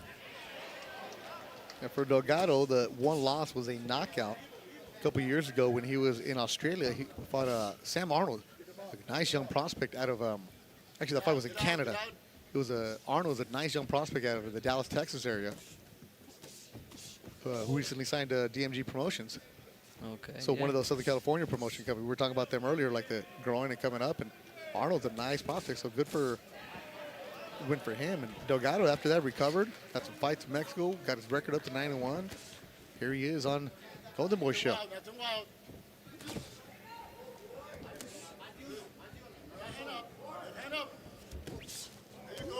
And for this camp, Fabian did a lot of sparring at Henry Ramirez's gym with Lorenzo Lorenzana, fighter out of San Diego that Henry trains. And I know those are some of the battles, because if you want to go to that gym where Henry's at, former trainer of Chris Ariola, you have to be good. Like, he's going to kick you out if you're not good. Yeah, he's going to keep you busy in there. Henry has some good sparring. You spar there, don't you? Yeah, we train. We're pretty much like right near. Our gym is like right next to him. We're like pretty much neighbors. Okay.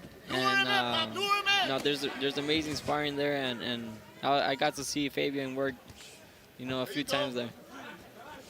There you go. But this is a good test, Julian came to work, he wants to take Fabian's spot, you know, prove that he belongs in the stages, and if Fabian wants to, you know, come up with the win to prove that he wants the big opportunities. Yeah, so he's been stepping up the competition. When he leads on to the left, put that right hand in there. Yeah, and there is no microphone on the coach. He's yelling that loud. He doesn't need a microphone. Put your hands up, put your hands up. So you're going to get all the instructions for Julian Delgado. Body shot from Fabian Guzman. Everybody heard him upstairs. There's the combinations. Don't get wild, don't get Back wild. caught Get out, Delgado who's against the ropes. He gets off of the ropes. Now he's back on the ropes again. Running punch. Use your jab, use your jab. Use your jab. You can see Fabian starting to put a little bit more pressure in his punches. Stay busy with your jab, stay busy with it. You know, start bringing him There you go, down, get him up with the jab. going to the body, throwing that nice uppercut right there. Yeah, Fabian's built strong, man. He feels out nicely after he refeeds. Good, good. Very confident Fabian Guzman right now. Bouncing off the ropes. Cutman Sal Ochoa is going to have to work on the nose of Julian Delgado. Starting to swell right above us.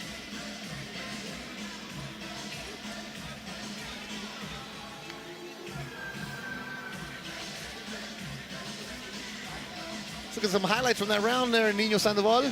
Yeah, you can see where, you know, Fabian's dodging and moving some punches. Nice body shot right there. Doubled it down. That was beautiful. See Fabian in the corner against instruction by Coach Hector.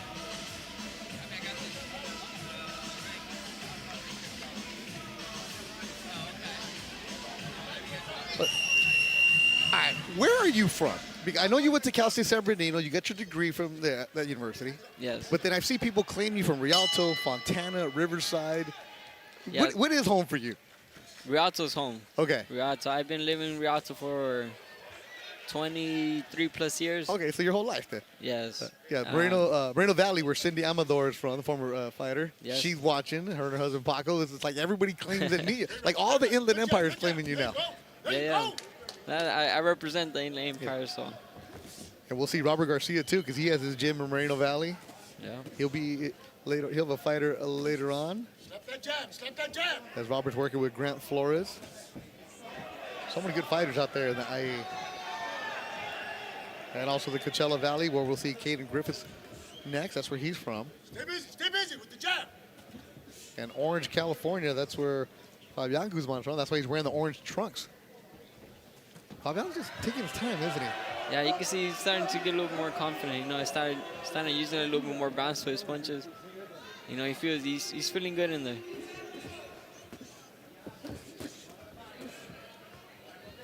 Straight punches, straight punches. We got 8 rounds. You kind of want to see the activity pick up, though? See, right there, that was a nice chopping right hand. You know, yeah, you can see that he's starting to pick up the pace. Little by little, he's going to start putting pressure and putting that mental pressure on his opponent, you know, wear him down and see if he could get the finish at the end. Well, Fabian Guzman, who turned pro in 2023. I was in Culiacan where he turned pro. Both hands, both hands. I was actually there. Oh, I was there when Fabian turned when he turned pro and he got the stoppage, and it was the first time me seeing him and meeting him there. All right, Big John has to separate them. He's going to call time. Take your time, man. Take your time. Take your time. Big John don't mess around. He's giving both a warning. All right, now it's getting a little feisty. There's the right hand from Fabian. Okay, now they're sparked up.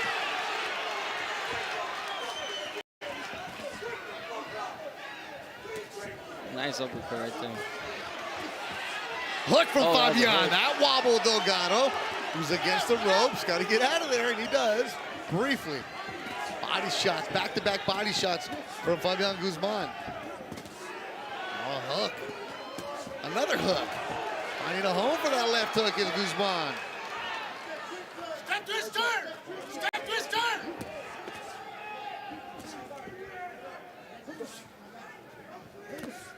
Hands up, hands up. Delgado is throwing punches, Ricardo, off balance, and that could be dangerous. Yeah, that's where, yeah, it gets really dangerous, you know, if Fabian could start seeing that he's throwing wild punches, that's when he could start countering and getting wide open.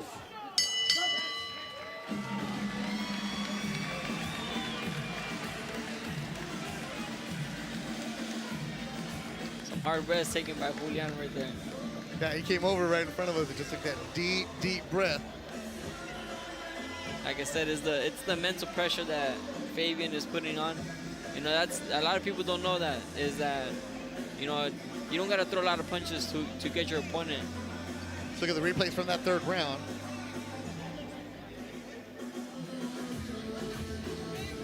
You see Fabian using the jab. That's the right hand I was talking about on the side. You know, those punches hurt. Well, don't all punches hurt, but that one even more? Yeah, you feel out. I'm talking about like that's the one you feel more. You know, that's the left hook he's throwing. Right on top of the tempo too. You know, he took that well. All right, so why were you in Culiacan for Fabian's debut? Did you I- go with him, or you just happened to be there? Abraham was the one that's my manager. He's the one that took me there. Oh, okay. And we were looking at the arenas and me just being there because he knew I have family that lives out there. Oh, that's right, you do. And we got to see some good fights out there in Culiacan. That was also Fierro. Yeah, Tashiro. Tashiro Fierro. Yeah, Tashiro Fierro. He wasn't kicking anybody, was he? Nah, not that day. No. Yeah, it was main event. Also on that fight was Kristek Bazaldua, young prospect. He was on that show. You never know. Boxing takes you everywhere.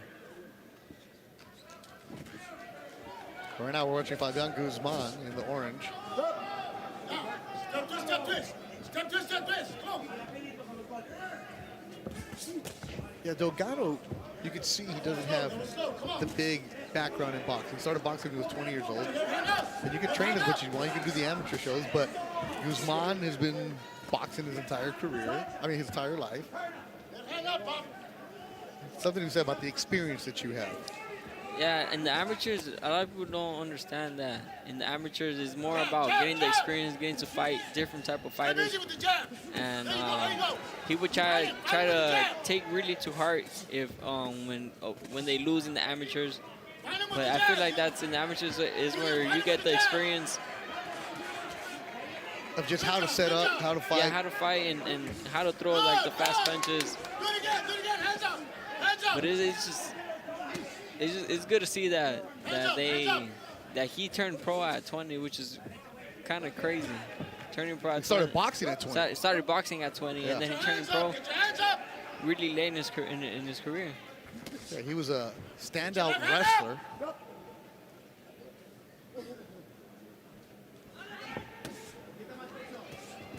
What's kind of surprising is that he actually won the nationals. National Golden Gloves. And now he's getting tagged by Fabian Guzman. The crowd coming live inside the Honda Center.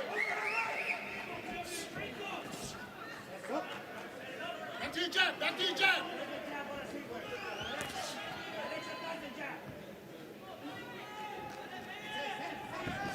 Right hand, right hand. Come on, Julian, come on, Julian.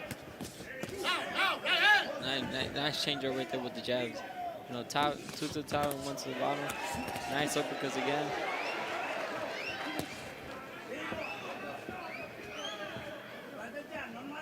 Step twist turn, step twist turn.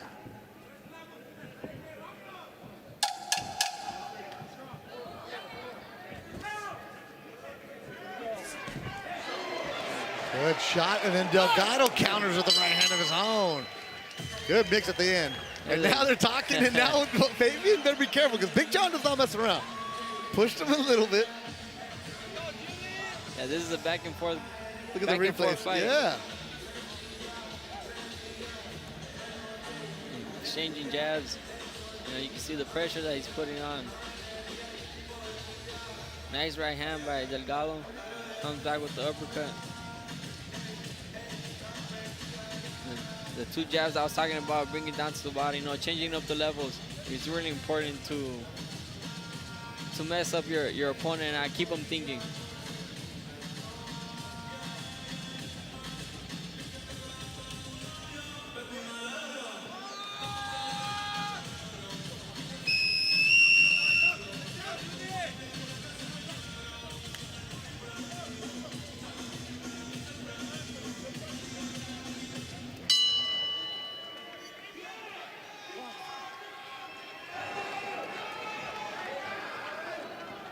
Fifth round of action. Fabian Guzman in the orange and white against Corpus Christi's Julian Delgado, 9-1. And Fabian comes out super aggressive to start the fifth round. There's the combinations you were asking for.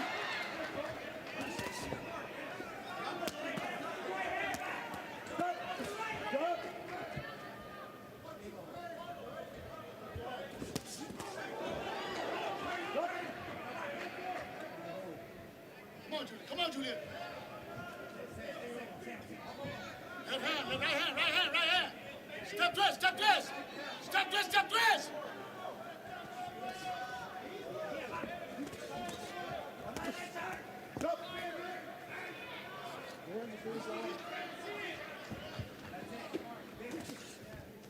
Delgado gives you different looks, right? So if you're Guzman, you just have to be patient with him?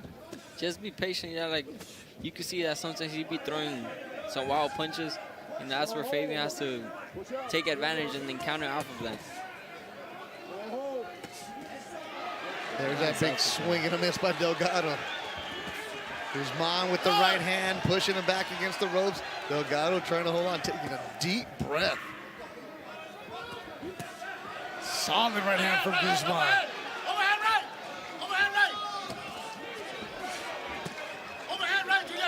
That overhand right just missed by Julian Delgado. That left by Guzman didn't.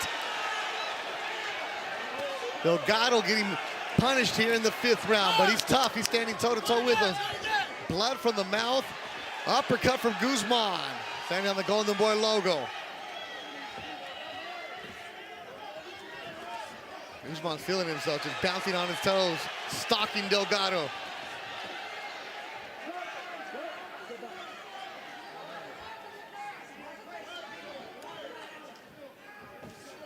Jab.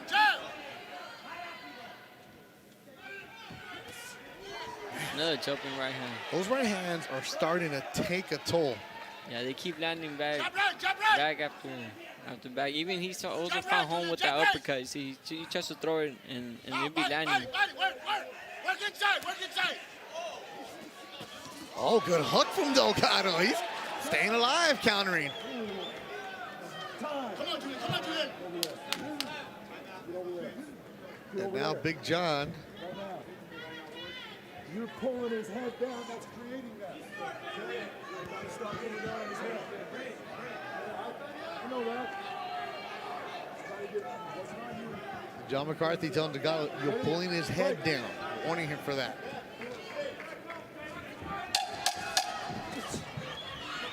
Final seconds of round number 5. Another solid round for Fabian Guzman.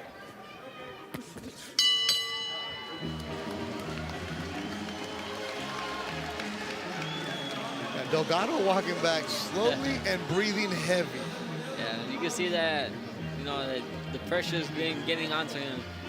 But he's hanging on there, man. He's defending himself. He's throwing some haymakers, and you know, you can't count him out if you keep throwing like that. That's where Guzman has to stay focused and you know, just counter out for his punches. See that lead jab, that lead jab that connected right there cleanly. There's a body shot right there. You know, little by little, it looks like Fabian is breaking him down, and we'll see if he can get the stop, or if he goes to decision, he'll get the win.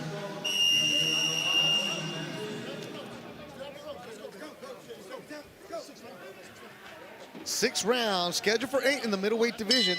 Up next, Cayden Griffiths and Omar Munguia. Then still got Grant Flores against Rashid Stevens at 5 o'clock. DAZN takes over. You'll need the DAZN app at 5 p.m. Guzman in control of this fight.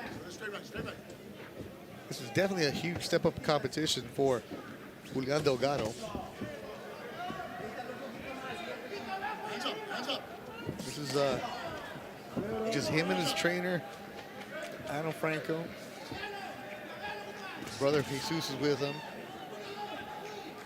But there's as you would say, Nino, right? There's levels to it, right? You're stepping up and you see the different levels where it's going on. Yeah, you can see where Fabian he's a little bit more mature, more experienced. how he moves around, how he just, you know, makes everything a little bit more slower. You know, it takes his time. You know, he picks his spot when to push the press, when to push the pace, and when to slow down. Guzman fought here last Valentine's when Oscar Duarte was the main event. This Golden Boy put on that show. We got a first round KO on it. And then they gave him Brian Arregui, who's a rugged fighter. Arregui took him the distance for the first time, and it was just what Guzman needed, quality rounds. And then earlier this year, when Golden Boy had a fight at the Acrisure in Palm Desert, he had a 6-round KO against Jose Rodriguez, who's 3-1, but that dude is tough as could be. And Guzman stepped on the gas late, broke down the fighter. And that's what you should be doing. Stay busy with the jab, Julian. Stay busy with the jab, Julian. You see in this round that Fabian has slowed down a little bit. You know, he's not throwing as much pressure. He's not throwing as much punches and putting as pressure as he was doing in the previous round. Throw more, Julian. Throw more, Julian. Throw more. And the corner of Delgado telling him to throw more. There you go. Hands up, hands up. Throws more and he gets hit. Throw. Yeah, they're recognizing what you just said, Ricardo, that Guzman's not being active, so take advantage. Maybe you can steal a round. Stay busy. Stay busy, Julian. Stay busy. Stay busy, Julian. Stay busy. Right hand, right hand. Delgado's tough, man. He is a tough dude. I mean, you have a wrestling background. You're going to be tough as can be. But he's awkward at times, too. Yeah, he's really awkward. Those are the most hardest fighters to fight, is the awkward people. Good right hand from Delgado. Maybe Delgado's best round, as Guzman didn't do much.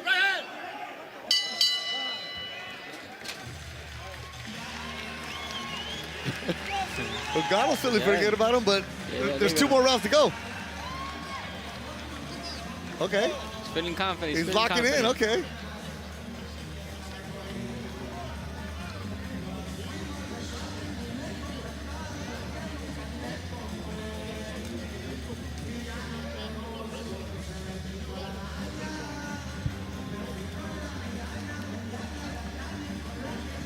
Hector Lopez, Reyes, Gutman sees Brian Pinzon in the corner.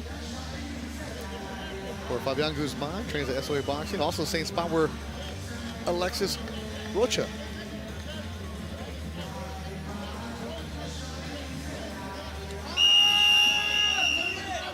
Big scream from Delgado. You know, he's hyped up. This is his biggest opportunity. If he can somehow come back and win it changes his career. Yeah, he needs to take advantage, but Fabian's making it hard for him to do that. So what do you want to see from Fabian in the next 2 rounds?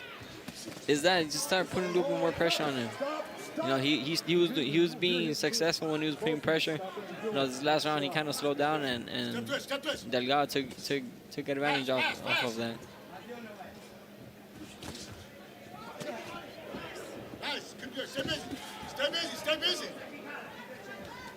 Keep here in the corner of Delgado, tell him stay busy.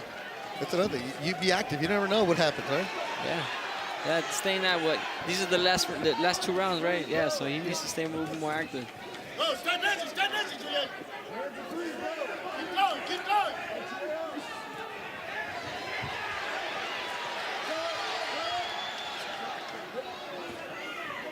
Keep going, Julian, keep going.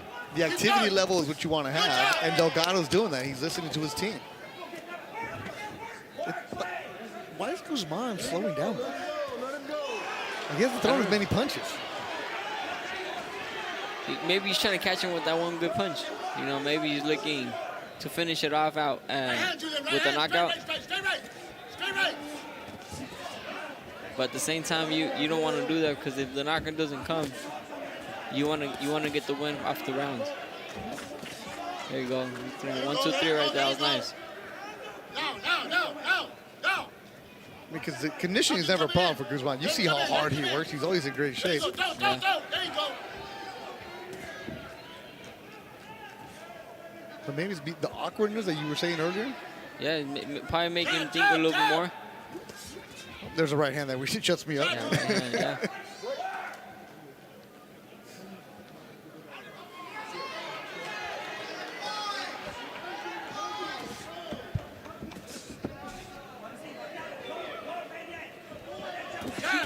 So Big John is still warning him about the pulling down from.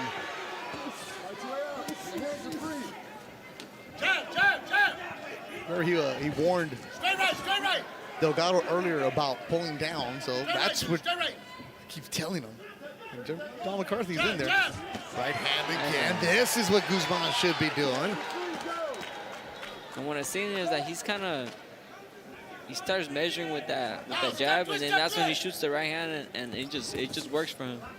I think he start doing that a little bit more, and maybe start changing it up with the left hook or something. There's that left hook you just asked for. Twist that twist! Twist that twist, Julius! Twist that twist! Good counter. Final seconds of round number 7. Good battle back and forth between Fabian Guzman and Julian Delgado here at the Honda Center in Anaheim.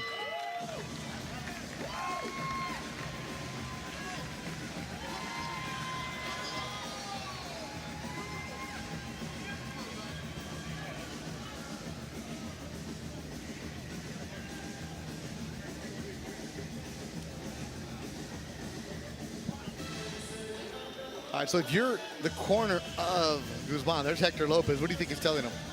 Yeah, he's probably trying to put a little bit more pressure start throwing to the body. And just be careful with the overhand when he starts throwing those hard punches.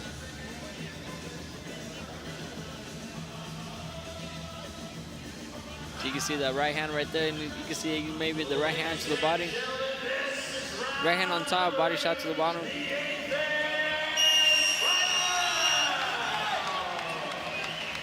Ring announcer Mark Farrell letting the crowd know it's the 8th and final round. Been good back and forth between Fabian Guzman, who's 9-0. Julian Delgado in the red and white from Corpus Christi is 9-1. Interesting. Hands up, hands up. Guzman knows how to close the show out, Ricardo. And it looks like he might be going for that with the intensity of the first couple of seconds.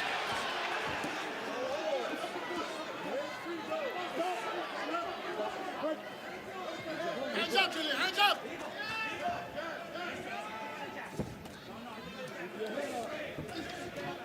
Go, go, go, go. Yeah, that different looks that Delgado gives you can make you frustrated, but that body shot from Guzman landed.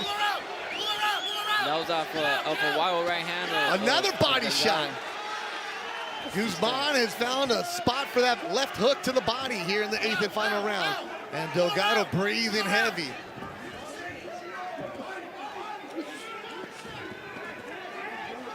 Yeah, straight out body work right there.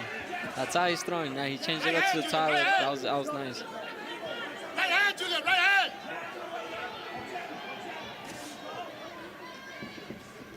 Right hand, right hand. Everybody in the crowd saying body shot. Right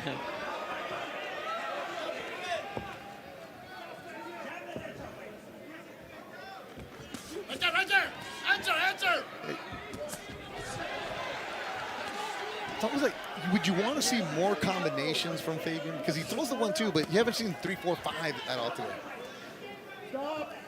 Yeah, I think Coach Hector was telling him that he should have thrown from the gestures he was doing, that he wanted the left hook after the right hand. And he wasn't throwing. He's not really throwing it much, but he's throwing. At least he's landing that right hand. And it's hard to do that when a guy's holding on like this. Yeah, holding on. Yeah. Go 1 minute, Julian. 1 minute. 1 minute, Julian. And the corner, Delgado yelling at him, you have to go. 1 minute, Papi, 1 minute. Right. It's rugged, and he pushed him down. And he's been, this is what McCarthy's been warning him about.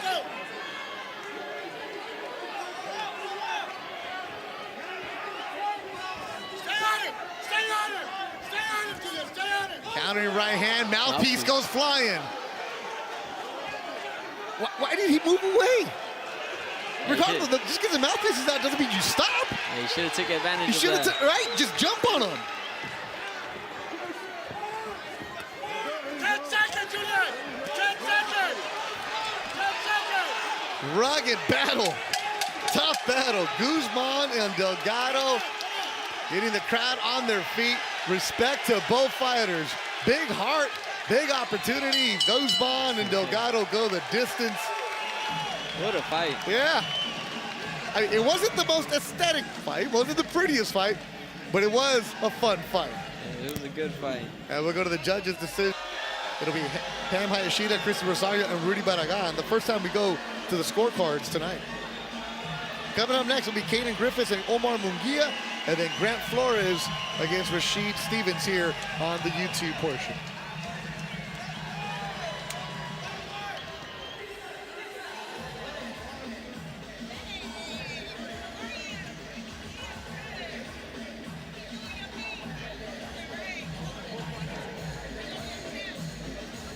There's Hector Lopez. Hector doesn't stop giving you instructions. And for those wondering, no, that is not Alexis Rocha's dad, because there's that one video of him yelling at Alexis Rocha doing a fight, saying, "You're gonna hate yourself in the morning." That is not his dad, it's his trainer. And the meme says, well, this is the kind of father you need. Like, no! That's the kind of trainer you need. All right, 8 good rounds back and forth with Fabian Guzman and Julian Delgado. Let's look at the highlights for this one. They came out with good, interesting ring-walks, and right away from the get-go, the big shots were being thrown, Ricardo Sandoval. Yeah, from the start, you know, you can see how they're using the jab in the beginning.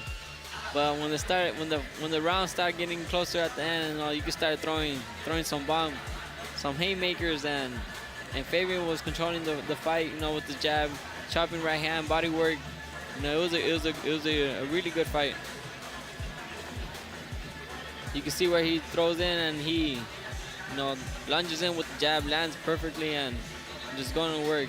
And right there, both of them throwing haymakers. And it was a good fight for both of them.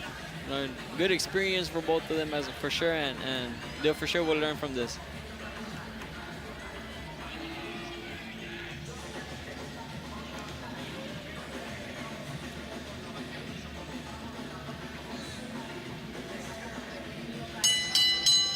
Ladies and gentlemen, here in Anaheim, let's get a big round of applause for both of these warriors going all 8 rounds here in the center of the ring. We now go to the judges' scorecards, where Rudy Barragan had this contest 77-75. Pam Hayashida and Christy Rosario each had it 79-73. All 3 judges in favor of your winner by unanimous decision, and still undefeated from Old Town Orange, California, Fabian Guzman.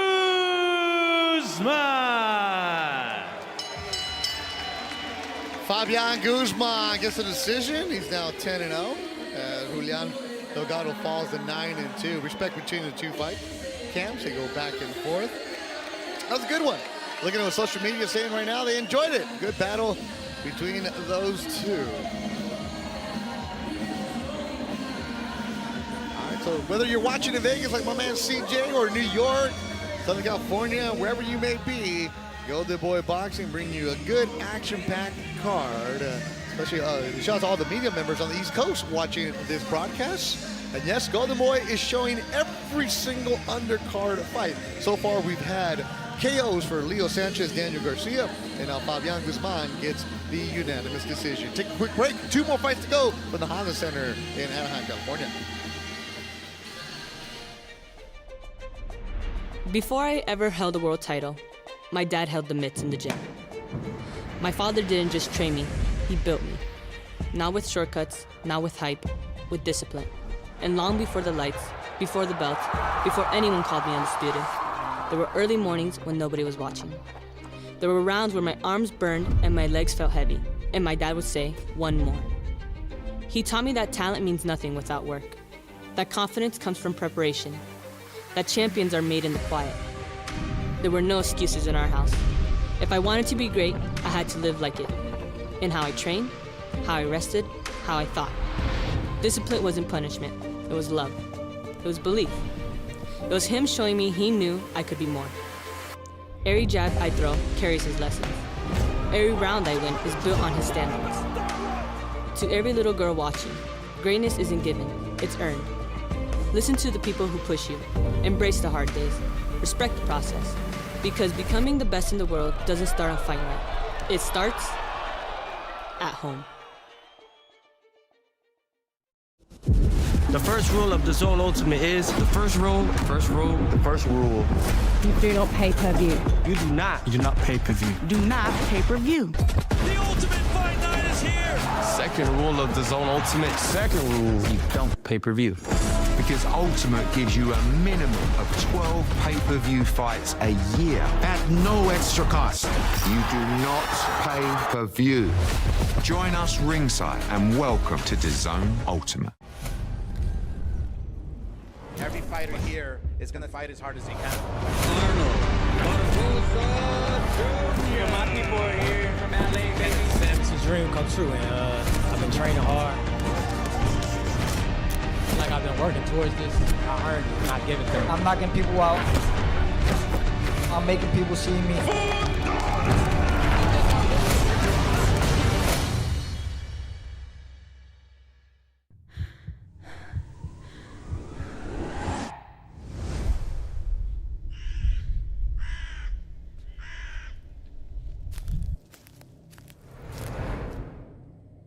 Most people that go up there, they come back different. Excuse me?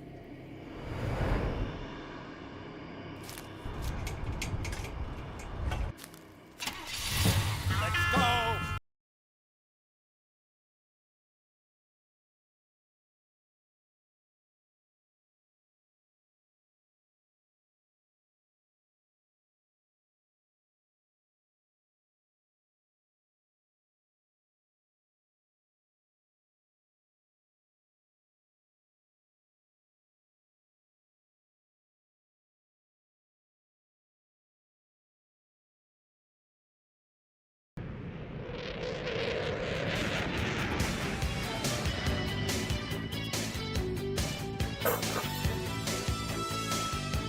Say it was the right time to walk away, but dreaming takes you nowhere. It's time to play. Body's looking up.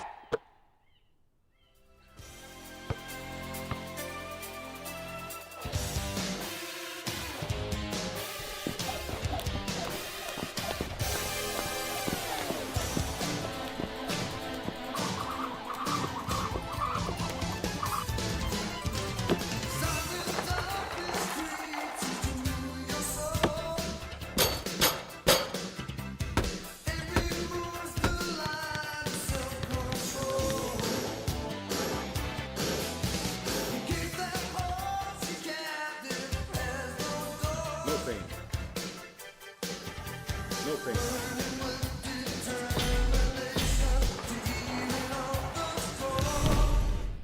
I'm always going to be your coach no matter what. No matter what? No matter what.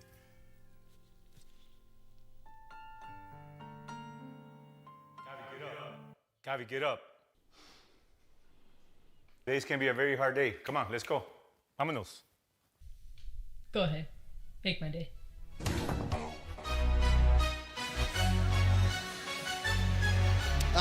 Fantastic video. You see that, it gets you fired up to go. But that fighting family, the Fundora family, they do not mess around. Beth Duran alongside the champion at 112 pounds, Ricardo Sandoval here ringside. 2 fights have been KOs. The third one was a unanimous decision, and Fundora might be another one, as Golden Boy President Eric Gomez is walking by saying the Nino. See, now he's got to go and figure out where you're going to fight too, right? Yeah, he's the one taking charge and details and everything. So we'll have some news soon. Yeah, and he's going to have some news on Gabriela Fundora because she is the champion at the IBF, WBA, WBC, WBO in the 112-pound division. And you look, the fight game for the women has changed over the last couple of years. You have Michaela Mayer, you have Clarissa Shields, you have so many fantastic females out there fighting, and their development of it. But Fundora is somebody that you knew coming around when you guys were youngsters, because you always knew the Fundora family because they were in Coachella at that time. You were in Riverside County. But the way that she's come on the scene, it's impressive what she does, isn't it? Yeah, it's amazing how she has developed as a fighter. Seeing her, all the success that she's done, getting all the belts, you know, staying on top, getting the knockout still as a woman, you know. It's just amazing to see how she just fights and how great she is. And she is nicknamed Sweet Poison because you see her outside of the ring, glasses, just chill, and then in the ring, vicious. She has that killer attitude, man. I love that about her. And the way she gets after you, you're watching the highlights right now, Ricardo. It's so technical and precise. She is so good fundamentals, isn't she? Yeah, she's amazing. You know, she knows how to utilize her distance. She has amazing ring IQ.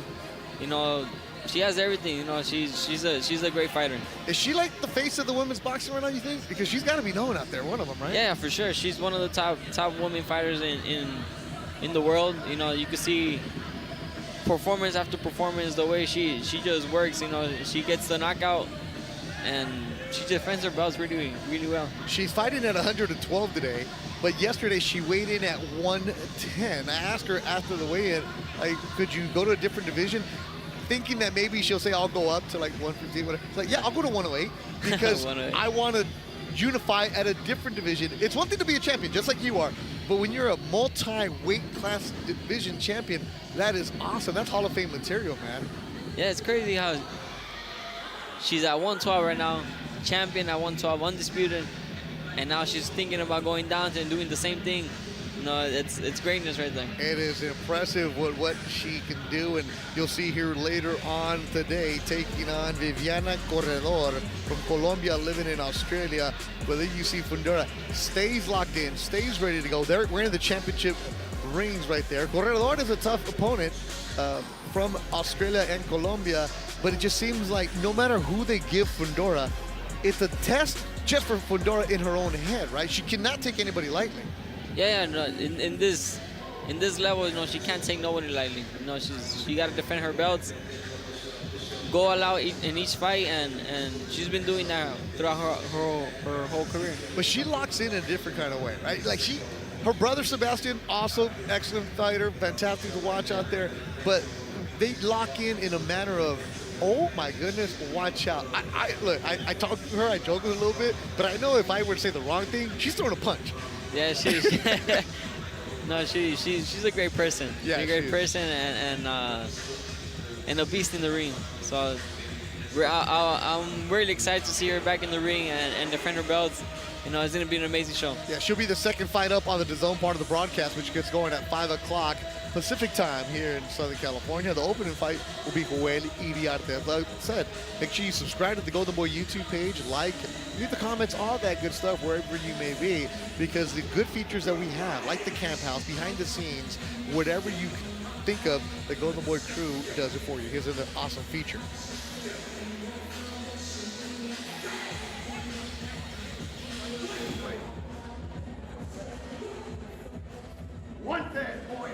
Lighter main weight.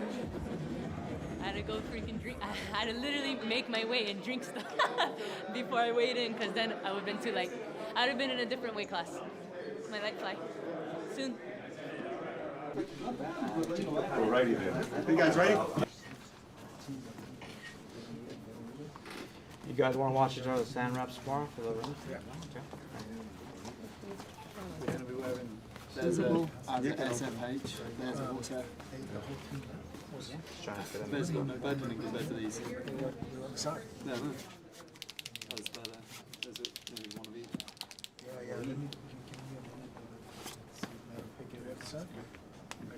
I know the front doors as well. No, they're not the same glove. They're not the same glove. That's that. These are horsehair, they're not. Hold it. Hold on. See that? Ours says Fundora on it. Yeah. See which one they like. You got Fundora glove in there by chance? Yeah, Fundora. Okay.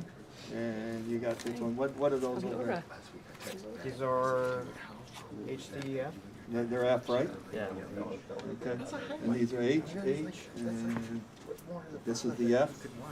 It says Fundora on the thumb. Fundora on the thumb. Where's the other one? And there should be another F there, right? Yeah, there you go. One and these two. are the, 1 and 2, 1 and 2. we should have an H. Yeah, but they're not the same glove. Yeah. These ones are different gloves. Yeah. Yeah. That's a big position. Yeah. They don't have to be a same glove. No, they, I know, but we can't have, they're supposed to bring us the same option, whereas they brought us a completely different glove to wear. We want to we want exactly the same glove. But was that part of the contract? Did you sign that You have contract? to bring a second pair of the same glove. You can't bring a second pair that's not the same glove. It's part of the contract. You can't bring like a 16-ounce sparring glove for the opponent and an 8-ounce glove with horsehair. It has to be the same gloves. Hang on. Go ahead and open them up.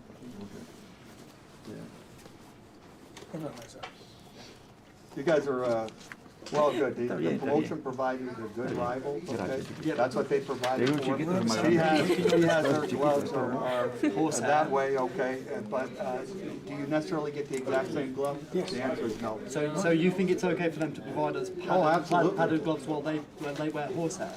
That's not acceptable. They've got horsehair. These are padded gloves. They are different gloves. They're the same gloves. They're different model. Yeah. But you can't put your opponent in padded gloves and put yourself in horsehair. That's not fair. They're both good gloves. This is what one's a puncher's glove and one's not a puncher's glove.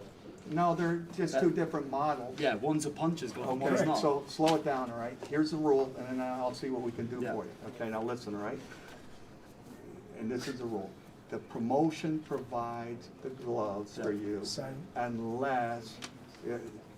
unless you specifically mail him gloves and give him gloves, but you have to, and then they get it approved. I'm not done talking. Every fight has to bring the same pair of gloves as a spare.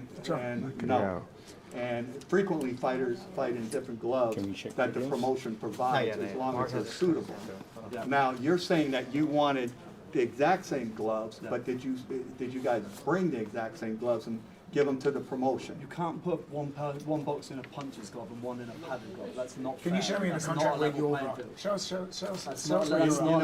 in the rules. I'm already telling you what the rule is, okay? So that's not a level playing field. That's not a level playing field. Your job is to show us, not tell us. Show us. We've got rules. I'm telling you the rule. You can look it up. The promotion, listen to what I'm saying. We're not fighting this in the same glove. Okay, well, go sit down then. Go sit down. We will sit down. Where's the promoter? One team wearing horsehair. Listen, go sit down. We will. Don't talk to me like that, please. You're part of the commission. You're not the promoter. Want me to go get Roz? Or either one who has the gloves. We'll see if they have his gloves. I'll call Devin right now. Razo because they're saying they're not going to go ahead and fight. Main events, I'm wondering if they're going to do glove selection. It's not a championship fight. So I don't even be here. Mark, I'll call Devin right now. We do need them for the rules meeting because we're using championship rules though, right? Unified rules? Yeah, we need one for each one. They're going to be doing, the main event is going to listen to the rules, they're using unified rules. There's no horsehair in this, right? Mark, they don't want to use this is, okay, we'll talk in a minute, what? They don't want to use No, they think they have to have the exact. Devin, I was to go with the commission. Hey, by any chance, come up to the office? So we'll wear your second. They brought their gloves in there. Not going to happen. We'll wear their second gloves. We'll wear this. No, all I'm going to do is see if the promoter. Go and sit down. That's not okay. Speak to us like trying to handle. Speak to us like we're humans. Speak to us like we're grown men, politely. All right, don't be like that. Fair enough. With the WBA, we go by the rule, by the commission. Yeah. WBA, we go by. You guys, I have to get the promoter up to see if he has your type of glove. So sit down and relax. I got mine. Disrespectful. In the same sentence, you're saying disrespectful, but you're over talking him when he's trying to get his point across. So if you guys allow each other, to finish each other's conversation, you're being just as disrespectful. So check yourself. You check yourself. I gotta text my brother. Let him know Capetillo. It's her fault. Yeah, she said everything. Respect goes back both ways. Remember Liliana? Yes. We're married now. By any chance, DAZN wants to know if you fight with the same style. Hey, what they want is the difference is. These are horsehair. Exactly. Right. And then do you have the same type? You and the promoter. Yeah, sneaky one from the There's a hard wall between you and the opponent. Do you agree that it's a bit of a sneaky one from the promoter to give us the padded gloves and then the horsehair? Because they obviously ordered them at the same time. Why didn't they just order the same? You can check them. Okay, cool. Check the prep. Yeah. And if there's no preference, so we good? How are you? Good, thank you. Just got ahead of it.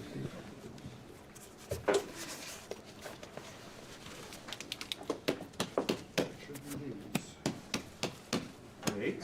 Yep. Then you got another pair?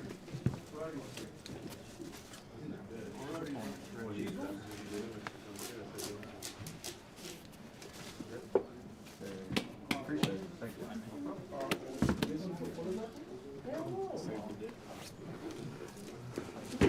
We're good. You want to take those? I'll take those, yeah. Got a name on them. You got a name on them. Where? Where? I've noticed it says Fundора's opponent. Yeah. That's exactly. It says Fundora's opponent. Yeah. It's all good. It's all good. You have to know the rules. Yeah. We're lucky they got the sign. It says Fundora's opponent.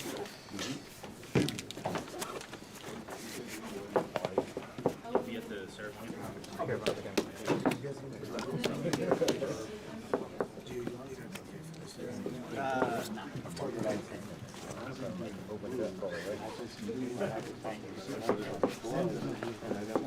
It's all good. It's all good. It's passion. It's passion. You got the whole welcome letter. Yes, I did. All good. No stress. Yeah. That's what happens. Well, man.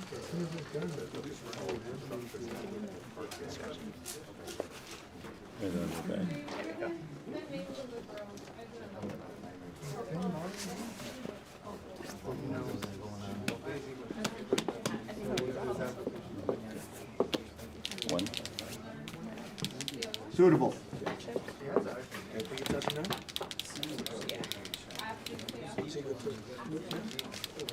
Yeah, they're gonna, one of you will go over and look at your gloves, and then you'll sign off on X on, and then we're gonna do your gloves second. Let them check them. Suitable.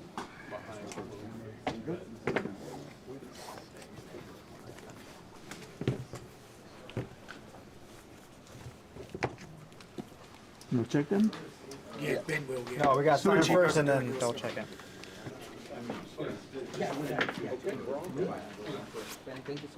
I'll give you a little bit later on. Any questions? We'll go with them ones and these twos. Cheers. Ones, thank you. Twos. Bag them up. Go.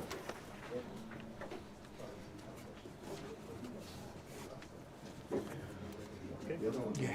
You got there in the end. Fundora's opponent.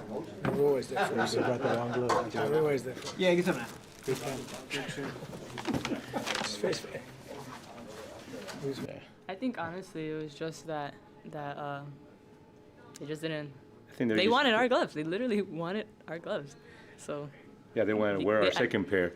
Inexperience, honestly. Pair two. Yeah, it's inexperience. That's all. It's just they just. First time in the First California. time in Cali, fighting I think outside of their place. Yeah. So from there it's just they don't know the rules. They learned the rules today. So we got Mark from California and we got Thomas Taylor telling them the rules, and this is how we do it in California. This is how we do it in the United States. Can't wear your opponent's gloves. Can't wear your other fighter's gloves. In the end it was solid, but Rival came in and just got them the extra pair of gloves that I guess they were wanting. I don't know what was wrong with the other ones because the other ones look exactly the same as ours too. Yeah. I guess the confusion was that. Different models. I think they were different models. Yeah. Different models. But that's all. It's not in the rules. It wasn't a big deal. It was If just. they didn't put it in the promotion, if they didn't put it in their contract, then it doesn't matter. They fight with whichever they want to bring. No. Yeah, and say whatever gloves you want to wear, you can wear. Horseshoe. The horsehair gloves. The man will still knock you out. Before I ever held a world title, my dad held the mitts in the gym. My father didn't just train me, he built me. Not with shortcuts, not with hype, with discipline. And long before the lights, before the belt, before anyone called me undisputed, There were early mornings when nobody was watching. There were rounds where my arms burned and my legs felt heavy, and my dad would say, "One more." He taught me that talent means nothing without work, that confidence comes from preparation, that champions are made in the quiet. There were no excuses in our house. If I wanted to be great, I had to live like it. In how I trained, how I rested, how I thought. Discipline wasn't punishment, it was love. It was belief. It was him showing me he knew I could be more. Every jab I throw carries his lessons. Every round I win is built on his standards. To every little girl watching, greatness isn't given, it's earned. Listen to the people who push you. Embrace the hard days. Respect the process. Because becoming the best in the world doesn't start on Fight Night. It starts at home. The first rule of DAZN Ultimate is the first rule. You don't pay per view. You do not pay per view. Do not pay per view. The Ultimate Fight Night is here. Second rule of DAZN Ultimate. Second rule. You don't pay per view. Because Ultimate gives you a minimum of 12 pay-per-view fights a year at no extra cost. You do not pay per view. Join us ringside and welcome to DAZN Ultimate. Every fighter here is going to fight as hard as he can. Arnold Barboza Jr. My people are here from LA, baby. It's a dream come true, and I've been training hard. Like I've been working towards this. I earned it, not giving it. I'm knocking people out. I'm making people see me.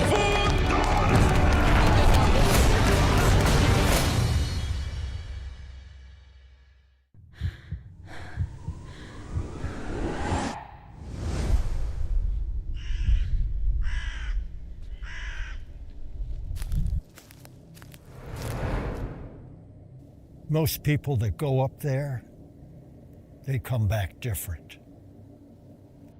Excuse me?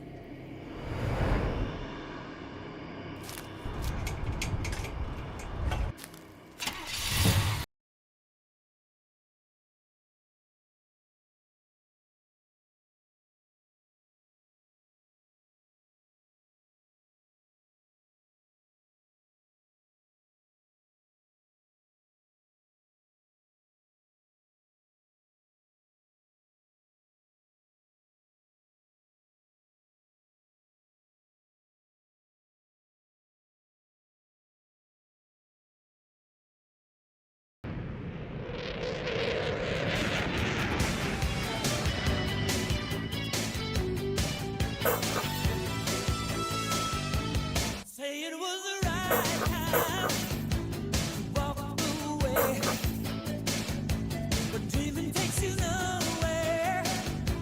It's time to play.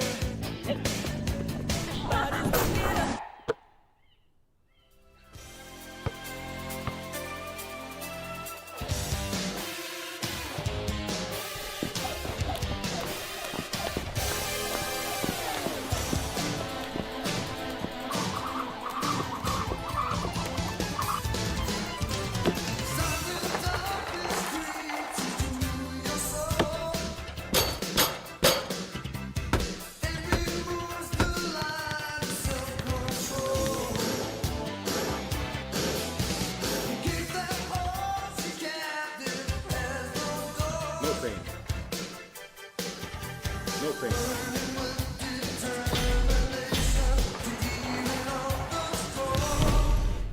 I'm always going to be your coach, no matter what. No matter what? No matter what.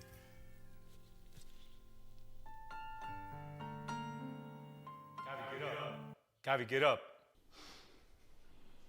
Today's going to be a very hard day. Come on, let's go. Vámonos. Go ahead. Make my day.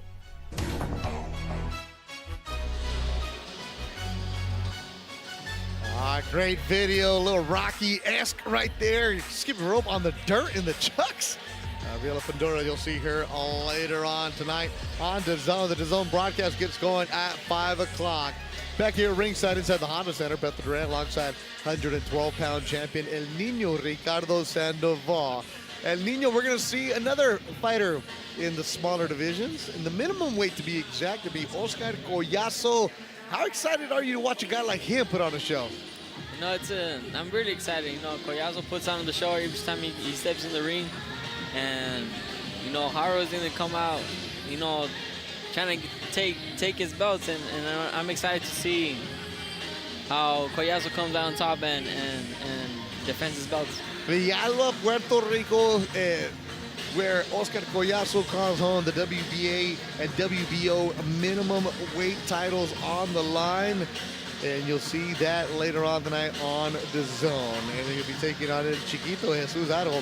But one thing about Collazo, he represents Puerto Rico super hard, and he should be. I've been in Puerto Rico when he had a fight, and as soon as he won, everybody was mobbing him. He can't go anywhere, because that's the kind of pride that they have for El Pupilo, Oscar Collazo. Let's go check out this feature that we have about the 105-pound champ.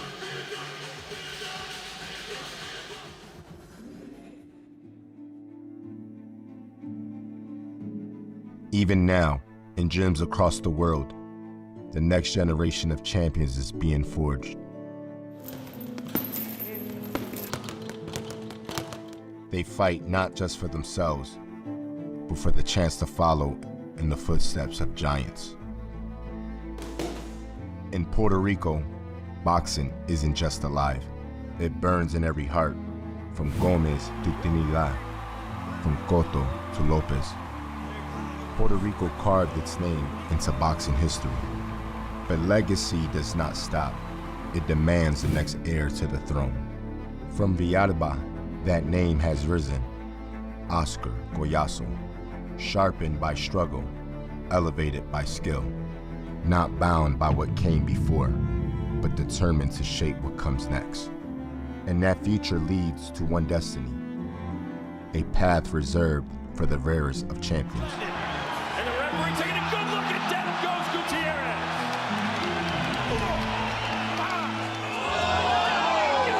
What a right hand from Collazo!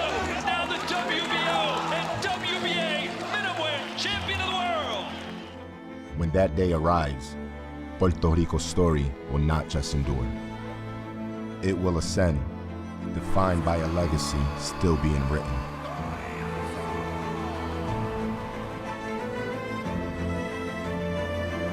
This is his road to undisputed.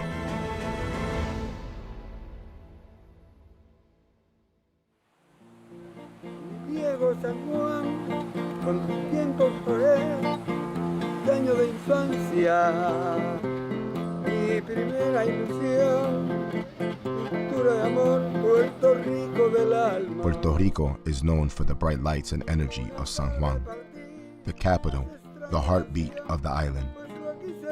But far from the city, tucked in the mountains, lies Villalba, a quiet town, humble and proud, where life is slower, but dreams burn just as fiercely. It's here that Oscar Collazo's story begins. I did a lot of sports. I went to baseball, I played basketball, I run track and field, and I used to fight a lot because they used to bully me. I had crazy teeth. They used to call me Bugs Bunny, and I didn't know a lot of Spanish coming there in Puerto Rico. And a lot of people, they making fun of me. I had to fight. You know, I had to fight every day in the school. And because mommy told me, like every madre boricua, if they making fun of you, do nothing, I'm gonna whip you. What began as one boy's fight has become something greater. A journey shared by all who believe in him. We put Villalba on the map. As he climbed, so did his people. Their pride, their hope, their spirit rising alongside him.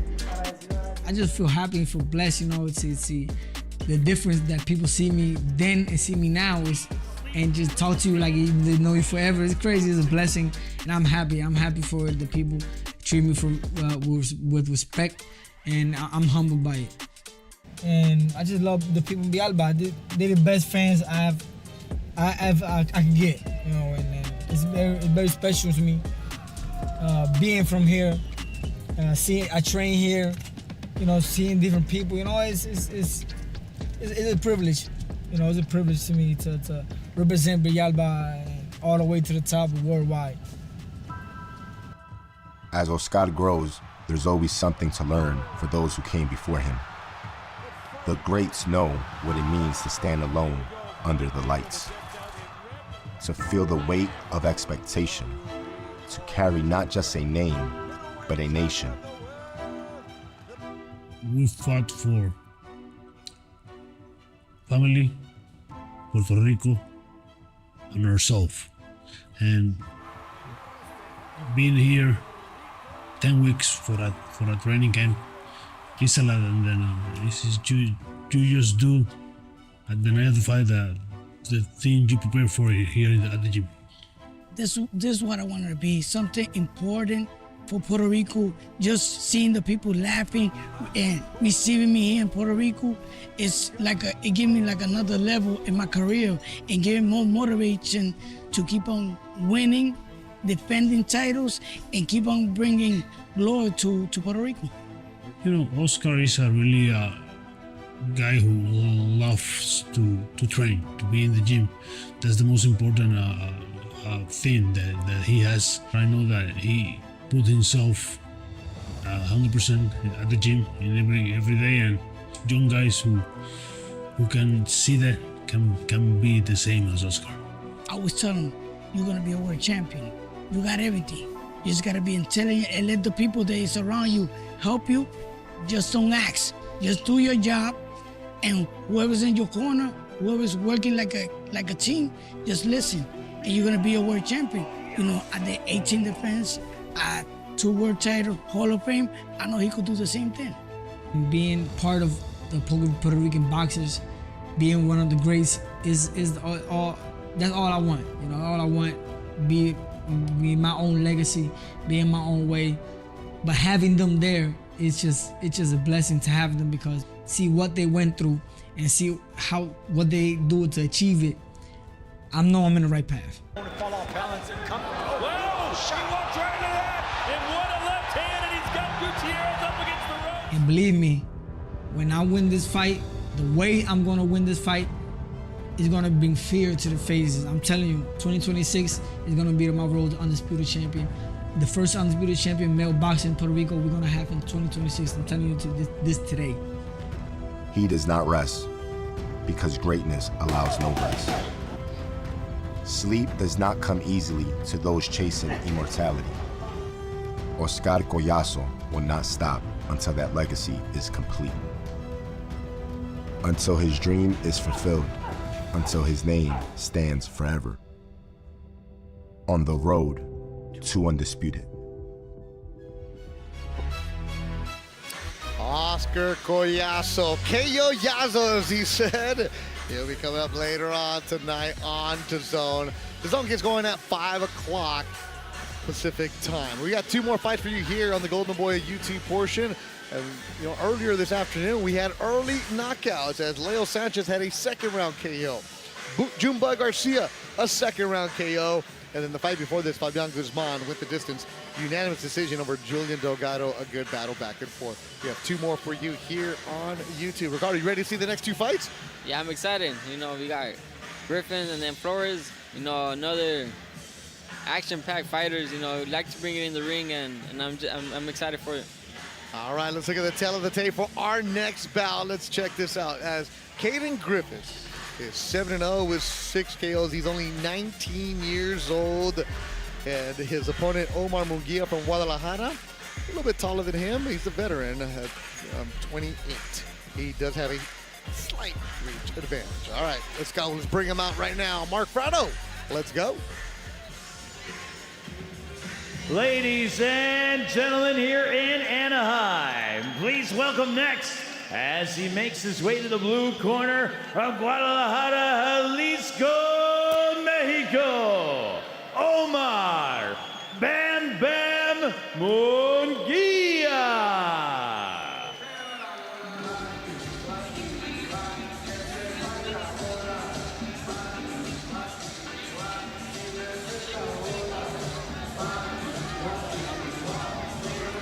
Feeling himself, Omar Bam Bam Munguia, Guadalajara, Mexico.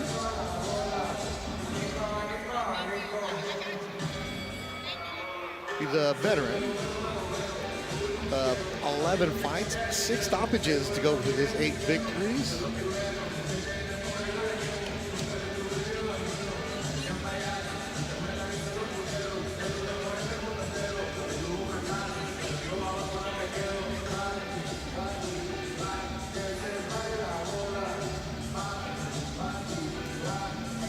He's got a veteran squad. He's got Soto Caraz and Cobrita Gonzalez, former champion, in his corner. And now, please welcome his undefeated opponent to the red corner from Indio, California, Cayden Griffiths. A lot of people want to see this young man. So people were asking me, Beto, I'm coming to the fights. You start at the zone at 5. I was like, no. Get there early. You do not want to miss Cayden Griffiths. 19 years old. That's Toño Diaz on his left. Trains him alongside Joel Diaz. Diaz Brothers training camp in Indio, California. 7-0, 6 KOs. One of his fights last year in Cancun, the knockout went viral when he knocked his opponent out of the ring. And that was a heck of a battle where Cayden was getting tagged. They're bringing him along nicely. Golden Boy signed him. There was a bidding battle over Cayden Griffiths. Wanted to go with Golden Boy. A lot of respect for Oscar De La Hoya. Oscar's always talking about Cayden. He's got the look, he's got the style, and most importantly, has the talent for young Cayden Griffiths.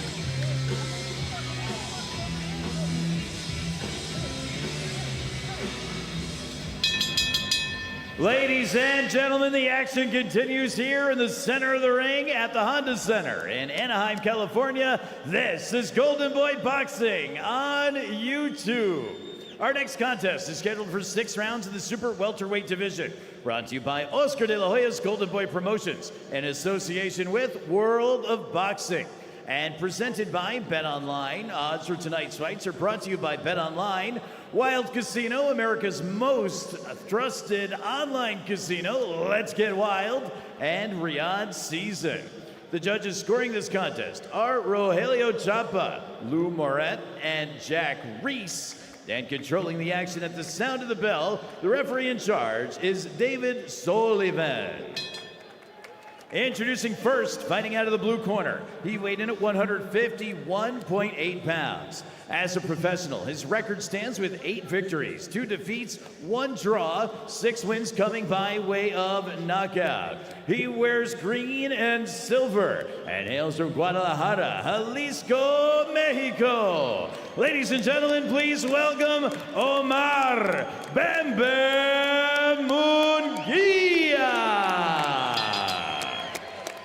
His opponent is undefeated, fighting out of the red corner. He weighed in at 150.6 pounds. As a professional, his record stands with 7 bouts, 7 victories, 6 wins coming by way of knockout. He wears red with gold and represents California's Coachella Valley, Indio, California, the undefeated Cayden Griffiths.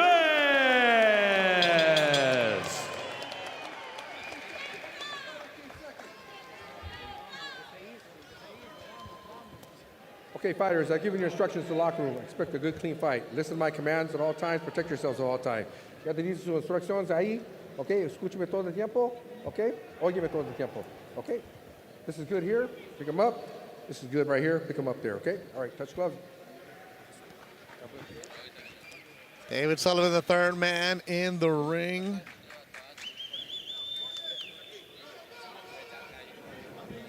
And it'll be Rogelio Chapa, Lou Moret, Dr. Lou Moret, and Jack Reese, the veteran judges. All right, Cayden Griffiths. Told a lot of people about this young man a while ago, and he continues to live up to the hype and gets better and better. You know, Ricardo Sandoval, you know those people who just hate everything? There's people who are like never impressed by anything. I got one of those friends, old salty police officer named Ted, who watches everything, but he's never impressed. I was like, Ted, you better watch Cayden Griffiths. Like, I'll be the judge of that. his last fight, he's like, oh, okay, Beto, you're right about that kid. So when you're impressing the salty police officer like Ted, you know you're something. And goes to the body right away. Oh, upstairs and dropped him early on. Holy smokes. That was quick.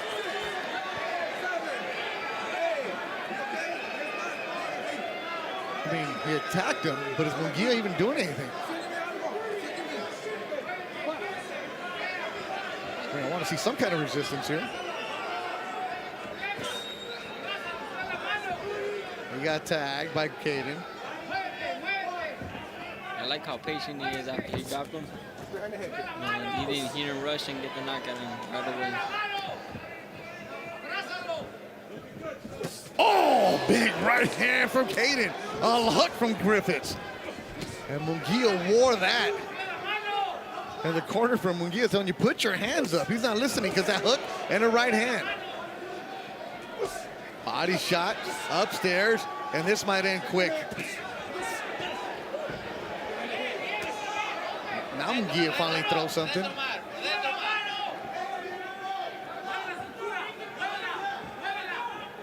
Griffith spars Shakram Gias of everybody, and he learns a lot, and he brings it to the ring.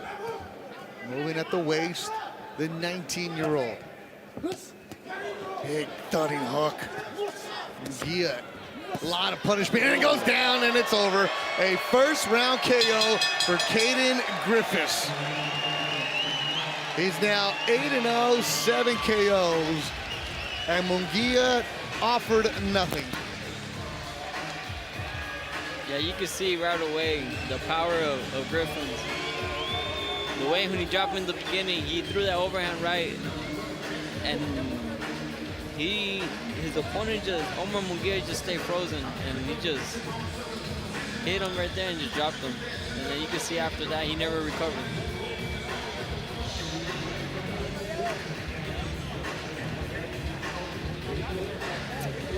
Yeah, good knockout, but you're not learning anything off of that. But the development of a young fighter is about going up there, but it was nothing. And Griffiths will be the first one to be critical, say, I get better work in the gym with Shakram Gias, was Ivdil Madrimov, but he did his job, and that right there is real power. Yeah, you can see where he froze him right there. He landed, he just froze him and just... I thought, no, that wasn't the knockdown. Right there. Froze him right there a little bit, boom. Set up with the uppercut and left hook on top. Uppercut before he went down. Yeah, that was a good combination putting together. Beautiful body shot right there. Steps back, counter with the overhand right, and that's, referee said that was it. Oh. Go back to the corner, and he'll be in the gym on Monday.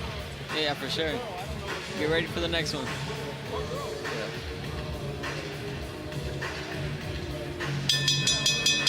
Ladies and gentlemen, the referee in charge, David Sullivan, calls for a halt to this contest. Your official time, 2 minutes, 9 seconds, in the very first round. Your winner by knockout and still undefeated from Indio, California, Cayden Griffiths.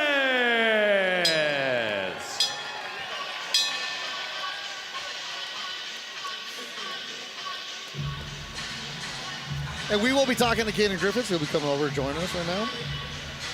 And Cayden will be a future. You'll see him back in the ring soon. I know Oscar Doyle and Eric Gomez are really high up on the game. And we'll have him in the ring immediately. As the gauze goes flying out. But hey, the fighter just fights. Whoever's in front of you, you take care of business. And he did that. Munguia walking off on his own power. The doctors cleared him to go. And he took some big shots. He took a pounding. Did Omar Munguia. All right, one more fight to go, and that's going to be Grant Flores. And then at 5 o'clock Pacific time, you're going to see the DAZN broadcast with Joel Iriarte and Gabriela Fundora, Alexis Rocha, Oscar Collazo, and the main event of Arnold Barboza Jr. and Kenneth Sims Jr. So that'll be the main event, Lara. All right, great job by our replay crew finding you the highlights, and let's look at the highlights of that first round KO. 209 to be exact of the first round. See the overhand right, frozen there.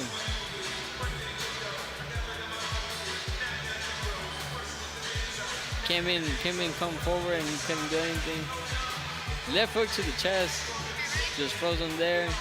Overhand, set up with the uppercut. Yeah, that was the first knockdown. Yeah, that was the first one right there. And then we're going to see more of the punches coming through. Chopping right hand, and that's it. And that was it. David Sullivan jumped on it. It was a matter of time as he took care of business.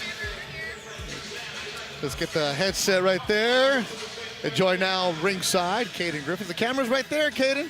You doing all right? Yes, sir. All right, I said at the end, not much resistance from your opponent. That's not your job. Your job is to go in there and take care of business. What did you like about the way that you performed? There's not really much to go off of. You know, it was a really short fight, but, you know, I did what I was supposed to this time, you know. My last fight, you know, I wasn't setting anything up. I was just throwing everything with power. This fight, you know, you can see in the beginning, I started tapping him even when I could have threw hard. I didn't. I picked the right shot, and, you know, once I had him hurt, I found the shot again. You know, I didn't just, you know, throw a bunch of punches with no direction. Yeah, Cayden, the thing about you is, I said it, Ricardo, like, you'll be back at the gym on Monday, right? 100%. Yeah, we're always training. The fighters are ready to go. Now, Ricardo, so this is Ricardo's first broadcast right here. So the champ is out here doing it. So I told them that there's the people that I've been telling them, like, get to the fight early, right, Ricardo? And then the salty people who are like, I'm never impressed by anybody out there, right? And you're putting on a name for yourself. You're opening up some eyes. Why should people be buying Cayden stock right now? You know, I think I have a very entertaining style. You know, I'm a boxer first, but I'm also an entertainer. I'm here for the fans, you know? So anything that I can do to have the fans enjoy my fights and, you know, sell tickets and, you know, just get out here and be, you know, maybe the next face of boxing, you know? It's a goal that I'm working towards. So, you know, God willing, I keep doing my thing. Yeah, it's really good, bro. You put like the touches you were talking about. I seen that you hit him with the overhand right hand. You took a little step back. You measured with that left hook, and you came with the left on top, and then he just fell down. Yeah, that's really important. We were working on it a lot this camp, just because we watched film on all of our fighters, you know, as you know. But no, we saw that he likes to lunge in with his head, so it was just about timing that right hand. And you know, luckily we were able to get it done in the first round. I got hit behind the head. Yeah, I saw that at some point, but you know, it is what it is. It happens in boxing, so. You know, on to the next. You spar Israel Madrimov. You spar Shakram Giasa. Who are some of the other names that you've worked around in the bin? Merjan Akhmadaliev, Ruslan Abdullayev, who just fought. Oh, you saw Ruslan too? Wow. Yeah. So, you know, all these guys. Grant Flores. Yeah, we'll see Grant coming up next. Yeah, he's a great fighter. You guys are gonna love his style as well. No, I mean, you know, we worked with fighters all over Southern California, all over the U.S. So, you know. It's definitely a blessing to be in the position that I'm in, and I can't wait to continue to show my talent in future fights. Carly, got a question, Ricardo? Yeah, I was gonna say, how is it when you spar those type of fighters? You know, in your training camp, what confidence does it give you when you come in and you come out here and fight? Well, I just know that if I'm able to get in the ring with those high-level opposition fighters and sparring, right? That tells me that I'm ready for anybody that Golden Boy is going to put in front of me. Anybody that they want to give me, I know that I've been able to go rounds with Israel Madrimov, Shakram Giasov, all these guys. So are my opponents as good as them? No. So if I'm not doing my job and getting them out of there, that makes me not look good. Even though if I have a stellar performance where I shut them out all 6 rounds, all 8 rounds, my job is to get in there and prove that I'm better than the rest of the fighters. Yeah, yesterday when I interviewed you at the weigh-in, you know, you said that you sparred Madrimov, who you thought beat Crawford, right? Right. You didn't say that you beat Crawford, right? No. Because you saw the social media go crazy. And what did I tell you? Don't read the comments, bro. Oh no, I mean it's all part of the sport, you know. But no, Crawford fanboys love to get on there and spread hate. But it's okay. I mean, it's going to happen. You're not going to be loved by everybody. You know, luckily. Well, they're loving you right now because you're knocking people out. Yeah, but I mean, you know, that comes with that. For 3 people that love you, one's going to hate you. And that's just the way it goes. But I'm willing to get in there with anybody and hopefully make fans out of these haters. I got to ask, this robe right here. It's pretty nice, right? This is beautiful right here. What's the inspiration for this? Okay, so Triple G is one of my favorite fighters, as you know. All right, let's get this. I didn't want to steal the exact design. Okay. But I wanted something similar. So I told the guy who makes my stuff, Eddie Aguilera, I told him, hey, man, what can we do here? What can we kind of take inspiration from? So back in January, I did the blue and gold, and I was like, you know what? I'm going to do red and gold this time. But so this is going to be the theme moving forward with you? Something like this? This is my first round knockout, so I might have to keep it, you know? Okay, it works right there. It's 19-year-old Cayden Griffiths. You can check him out. He'll be back in the gym on Monday. We'll see him soon. Can I have this? You know what? I might let you have it. Yeah, all right. It might fit you. It's a little long on me. No, man, I'm a heavyweight. I ain't wearing that right there. Good luck to you, man. Congratulations. Always good to see you. And Nino, I told you, I told you you're gonna be impressed by him. He came out here. He did his job right there. Nah, I've been looking at him. You know, he puts in the show each time. Get out of here. I'm gonna go pick that up. That's a beautiful robe right there, man. That's good stuff. Hey, can I have your robe? Which one? Any of them. Oh, we're like size extra small, right? Yeah, you good. Yeah, I might get you one. I'm out here just begging for everything right now. If anybody wants to send me merch, I'll take it right there. There's his father right there. Check it out. Robert Griffiths, who, great job. He has a good team behind it with Tonya and everybody else. I look at everybody else. Good job behind them. They're loaded. They're knocked out. And then there you go. The bazooka's ready to go. Congratulations. Hey, come here. Look at the camera right there. The bazooka opened up the broadcast today with the KO. All right. Now, Cayden had the KO, so congratulations to you, my man. Joel, great job today as always. So the KOs have been here. We've had 4 fights here on YouTube, 3 KOs. What will happen next? Grant Flores against Rashid Stevens coming up, and then at 5 o'clock, you'll need DAZN. I got to go back into the locker room and take that bro from Cayden. We'll be back on a break here at the Honda Center in Anaheim, California.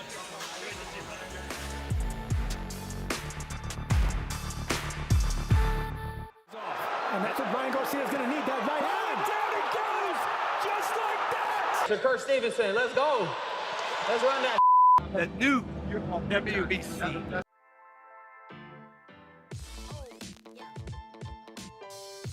There's something special, though, about a big Vegas night. I think maybe because it's not just fight night, it's fight week. Everyone comes, everyone's dressed up, everyone likes to have a bit of a flutter, have a drink, and then they all kind of just descend upon this place.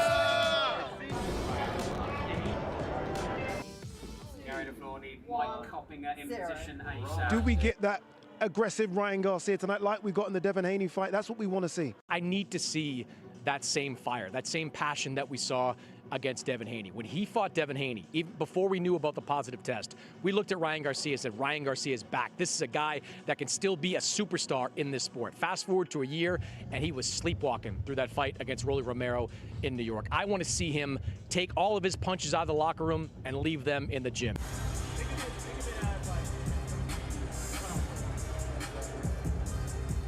Well, I think it's going to win. I think Ryan Garcia is going to win. Gary Russell's going to win. And I think Albright is going to pull an upset.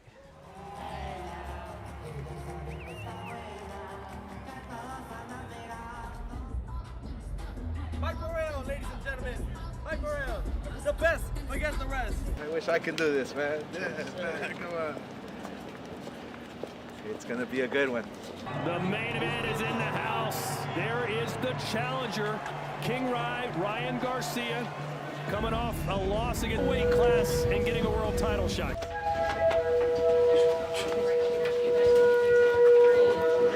Big night, very excited. We've done nothing but train. There's nothing left to do, but everything's on the line right now. This is his moment.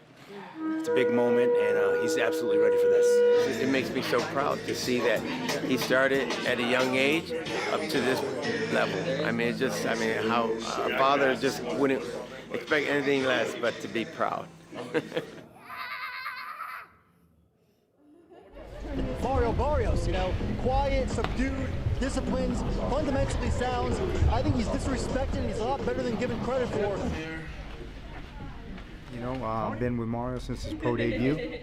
He became a 2-time world champion for a reason. He's going to defend the title tonight, and we're going to walk away with that Ring Magazine bout, and you know, that's legacy in and of itself, and I know he put the work in. You see something in there you don't like and you want to get that fight stuff, there'll be an inspector sitting right next to you.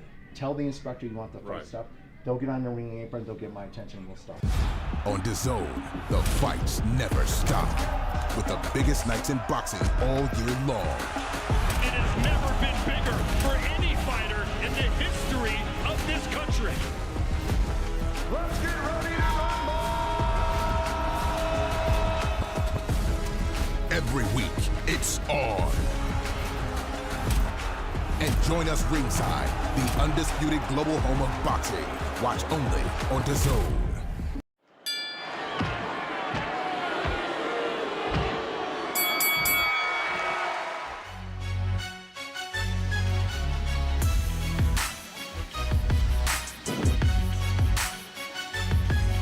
Inside the Honda Center, one more fight to go here on the YouTube portion. Thanks for joining us, Beto Duran, alongside the 112-pound champion, Ricardo El Niño Sandoval. You see all kinds of stuff going on here. It's a good energy, good vibe. And if you're watching this on YouTube on your way over here, like, this place is going to be crowded pretty good later on the night. It's going to be a good show, good energy. Of course, the main event, Arnold Barboza Jr. against Kenneth Sims Jr. in the main event. And we appreciate everybody watching us on YouTube, wherever you may be, because this is always what Golden Boy's doing. They're giving you an opportunity to see the prospects early, and then come on over to the fights and hang out with you. That's exactly what you want to have. 4 fights so far, Ricardo. We've had 3 knockouts. You liking the energy? Yeah, I'm liking all the fights so far.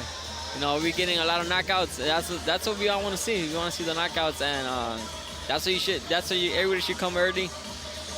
Tune into the people to the fighters that are barely starting, the prospects, and because they're here to put on the show. All right, well, you want to put on the show, but also sometimes in this sport you're going to face people that you've known forever, and tonight we're going to see that in Alexis Rocha and Joseph Diaz Jr. Nothing personal, it's just business, but that has the opportunity. JoJo has cleaned up his life, as he says, that he's locked in training with Freddie Roach. Alexis is always in the gym, locked in. As Alexis will say, I'm the most boring guy you're ever going to meet.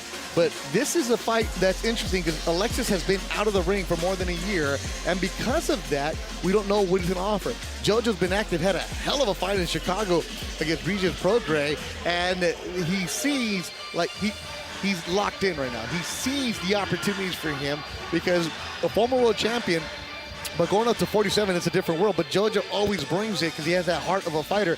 Could this be the one where you're like, damn, that's the one I'm going to remember? Yeah, this is a fight where they're gonna go toe to toe. You know, this is a fight where there's gonna be a lot of action.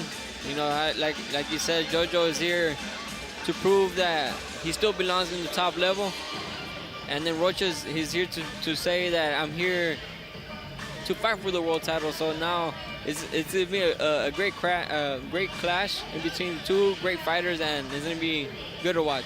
Obviously, when you come up with the amateurs, you see different fighters. You're like, oh yeah, I know him. You're like, maybe one day we're gonna have a fight. I never thought I'd see Alexis and JoJo fight, but these two are ready to go, man. It should be it's going to be a lot of fun. I know that's the one you looked at it like, as a fighter yourself, you're like, damn, who could you fight that you grew up with? Anybody like that? Oh, they all outgrew you, huh? Yeah, that's what it is. Yeah. I'm not trying to make this the weight joke, but no, that's what it is, because you guys were on the same side, but you never grew up with 126 like that.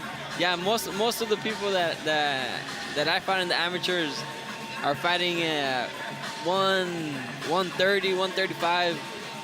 I'm at 112. Yeah, and you're a champion at 112. If you're coming to the fights right now, we appreciate you hanging out on YouTube. Hey, you're driving, put it on your phone, put that CarPlay. You can check us out on your way to the Honda Center right now.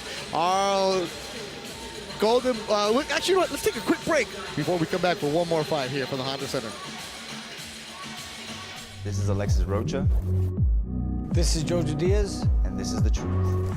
All right, so when was the first time you heard of JoJo Diaz? The first time I heard of JoJo Diaz was back in, I think, 2011. You're barely gonna start for the campaign Olympics. Mhm. I remember because Ronnie, my older brother, he was with you.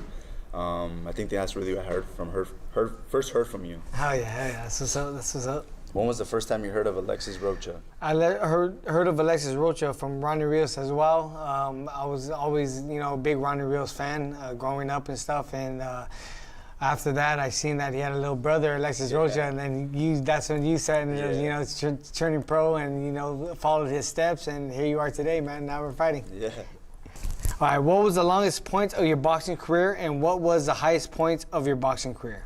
Oh, the lowest point of my boxing career for me, I don't know, that's tough. I mean, I think my losses are definitely my lowest points. I think when I lost to Rashidi Ellis, that was definitely low, but then getting knocked out to Giovanni Santillan was definitely something I never experienced, never been dropped, never been hurt, never been embarrassed like that in front of my fans. I think that was probably the lowest point of my boxing career. And the highest point of my boxing career would probably be, oh man, I don't know. I think getting signed to Golden Boy Promotions, my pro debut, I think that was super big for me.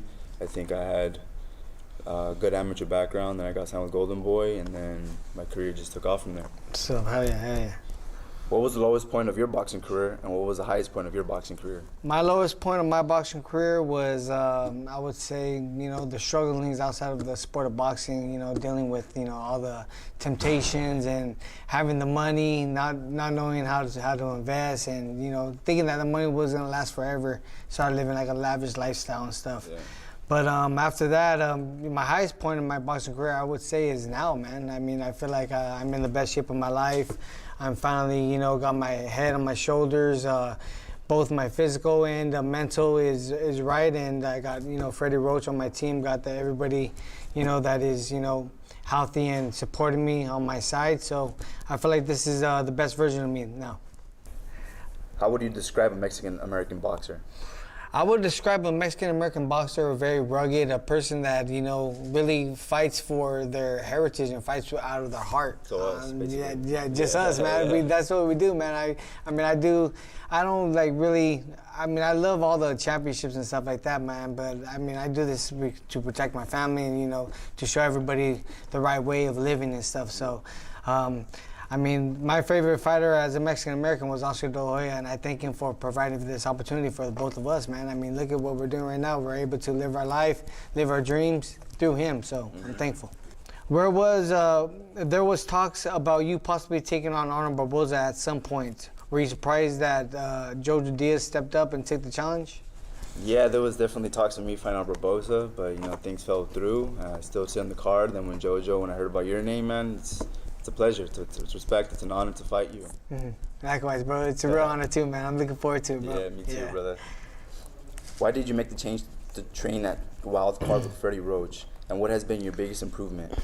I think the biggest change for me was the isolation and separation from my family, dude. I was in Texas and I was training with Paulie Ayala and them, but everything was going good, but every single night, man, I missed my kids and I just wanted to be, closer to them. So I was just praying every single day, and thankfully everything, followed the way it did. And now I'm training with Freddie Roach. I'm able to see my daughters, and everything's coming on full circle. Okay.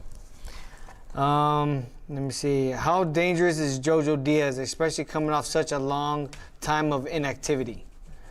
Jojo's going to be very dangerous. I think you're going to bring the fight to me, and you never shy away. You're never in any easy fights, I should say. You've always been there in front of every fighter and always been there up in their face. Exactly, yeah. That's how I feel too, man. And do you think our fight is going to be the main event? You think we're going to steal the show? Oh, definitely. I definitely think our fight's going to steal the show. Yeah. Heck yeah. Why move up a weight class and take on one of the dangerous fighters in the division, Alexis Rocha? For me in my career right now, I really don't care, about the weights or the bouts or anything like that. I'm looking to fight the toughest challenges and, take on the toughest competitors to get my name sparking again and get my name buzzing to provide for my kids. So I know that your name was mentioned along with other names, but I know that this is a very, very tough fight for myself, and I know that you're a tough opponent, man. So I know it's going to be a good night for the boxing and for the fight fans. Will a victory be enough, or do you feel any added pressure or having to knock a smaller opponent who is fighting in your weight class for the first time? That's funny. I think there's always going to be pressure no matter who I fight. There's always going to be pressure whoever you fight on a big stage, when there's lights, cameras, and action, people roaring your name, there's always gonna be pressure. Only pressure that I honestly believe that matters, the pressure that I put on myself. Exactly, that's right. If you need to, how confident are you that you can take the power of Lex? I feel like I mean we're boxers, bro. I mean we've been doing this for years, man. So I mean it's nothing new to us. You know, the punches, the power, and the impact. It's all about just the preparation and how we prepared for this fight. So I know that you're training 100% and I'm training 100%. So it's gonna be, you know, all out war for everybody. So I'm excited for that. Have we seen the best version of Alexis Rocha yet? I don't think so. I don't think no one's seen the best version of me. I think once I go in there, follow my game plan actually, and I'm healthy, I think that's going to be the best version of myself. Awesome, brother.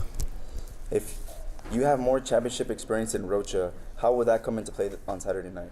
Like I said, I mean, you're a hell of a fighter, man. You have experience as well, bro. So I think it's just all about experience and the skill set. But like I said, man, you're the best, I'm the best, and we're going to go out there and give the fight fans what they want to see, and that's all I war for. You know, Santa Ana for El Monte, man, SoCal. Yeah. SGV, baby. Yes, sir.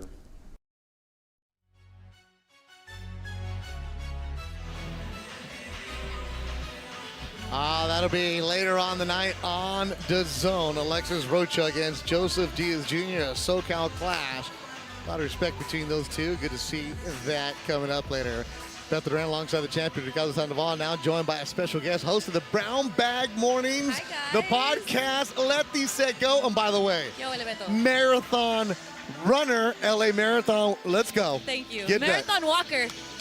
Don't let the details get in the way, Letty. All right, so you got a special thing going on Monday through Friday with your Brown Bag crew. Yes. But today, what are you doing for the Golden Boy Show? Today is going to be so much fun. We are streaming live, myself, Darius Fulgham, and Eric Priest. We're going to be on the Golden Boy TikTok and YouTube channel, so wherever you check out or like to see this type of stuff, we're going to be there having a blast, and we hope you can join us too. So the watch along, so Yes. that's the new thing. That's what the kids do. I Yes. mean, Ricardo, you're young, you know about that.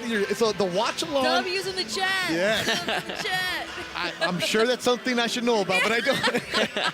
But it's the watch along where you guys are reacting to the fights. Right. That sounds like a lot of fun. Yes, and there's going to be a lot of surprise guests too coming through. Of course, we're going to have a chat so we can actually engage back and forth with you. It's going to be a great time. All right, Ricardo, you might sound like you might be one of the guests over there. Yeah. Yeah, I'm done. Simple as that. So you got Fulgham and Eric Priest coming through. It's gonna be a And great it's time. on the Golden Boy TikTok? TikTok and YouTube channel. Might as well follow all the socials. Hit us up on Instagram, on TikTok, and on YouTube. Golden Boy everything. And Lefty does a great job. If you ever go to the fights, you get the VIP experience. Lefty's one of the hosts Thank you, for us. Beto. You'll see him in Vegas doing a great time. But it's one thing when you're at a fight. It's another thing when you're doing the watch along. So Oh, the I know. vibes are going to be there. Oh, yeah. Don't be And- cussing. Right, and wherever you are at, if you're at the gym, if you're in the car, if you're at home, and you want to chime in and let us know your thoughts too, that's where you can engage with us too. So it's going to be a cool 3D experience where you get to watch the fight with us, aka the watch along. Do we have a homie helpline for today? Hilarious. No? No, not today. Thank goodness. Thank All right. goodness. Not right now. But we have a boxer hotline. We have a boxer helpline. Yes. Check it out, the Golden Boy Watch Party with Letty, the one and only. All right, let's look at the tail of the tape for our next fight. It'll be Grant Flores taking on Rashid Stevens, and you'll see that coming up next. Grant, 12-0. Stevens, a veteran of 9 fights. And Grant has the height advantage as always in this division. 6'1", and he makes the weight easy. Mark Prado, bring him out.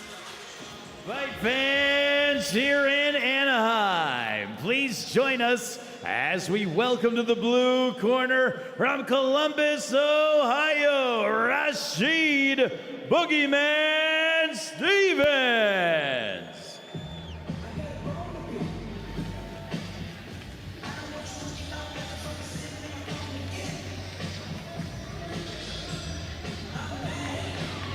Boogeyman, a nickname given to him by his grandfather when he was fighting in the amateurs, because they would show up to fights and all of a sudden the opponents didn't show up, and the grandpa said, you know what, you're the Boogeyman. And that's common in the amateurs, right, where guys all of a sudden forget their mouthpiece or they just don't show up. Yeah, it's really common in the amateurs where they see a name, they see a certain name in the bracket, and they just make up with an excuse and they pull out or they actually move up in weight, or they move down just to not fight that fighter. Well, he was the boogeyman. He went to the Olympic trials once.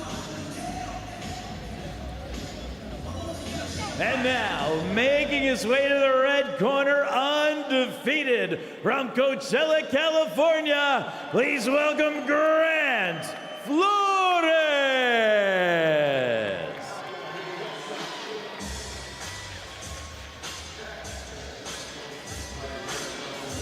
12-0, 9 stoppages. Grant Flores. Grew up in Coachella. The 21-year-old has been making noise in the Southern California scene. Golden Boy Fight Night, we just have it on Thursday nights in Indio. He was putting on a show, knocking people out.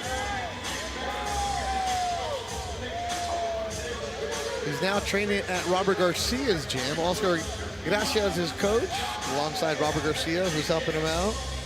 Started his career with the Diaz brothers. And he gets great work everywhere.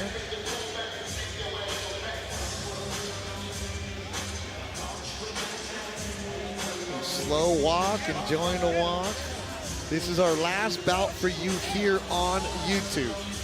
At 5 o'clock, you'll need the DAZN app. Check it out. And on DAZN, you'll see Joel Idiarte, Gabriela Fundora, Alexis Rocha, Jojo Diaz, Oscar Collazo, and Arnold Barboza and Kenneth Sims Jr. Brandon all green.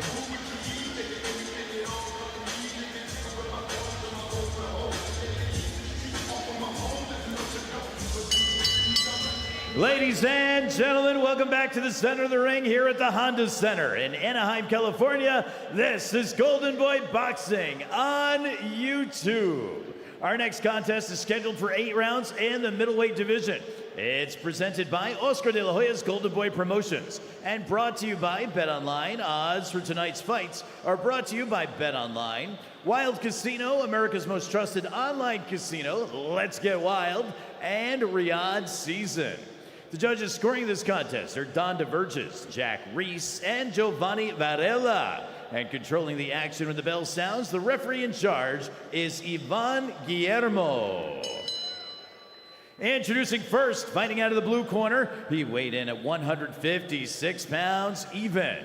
As a professional, his record stands with 6 victories, 1 defeat, 2 draws, 5 of those 6 wins coming by way of knockout. He wears black with blue and silver. Hails from Columbus, Ohio, now living, training, and fighting out of Gardena, California. Please welcome Rashid Boogeyman Stevens.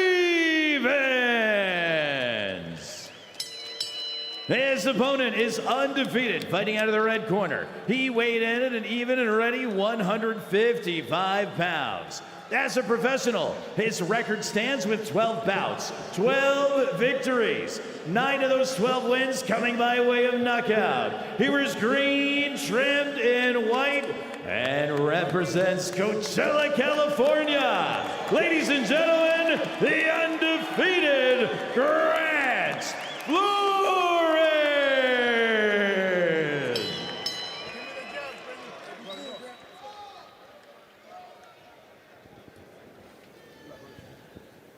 Rashid, Grant, you both received your instructions in the locker room.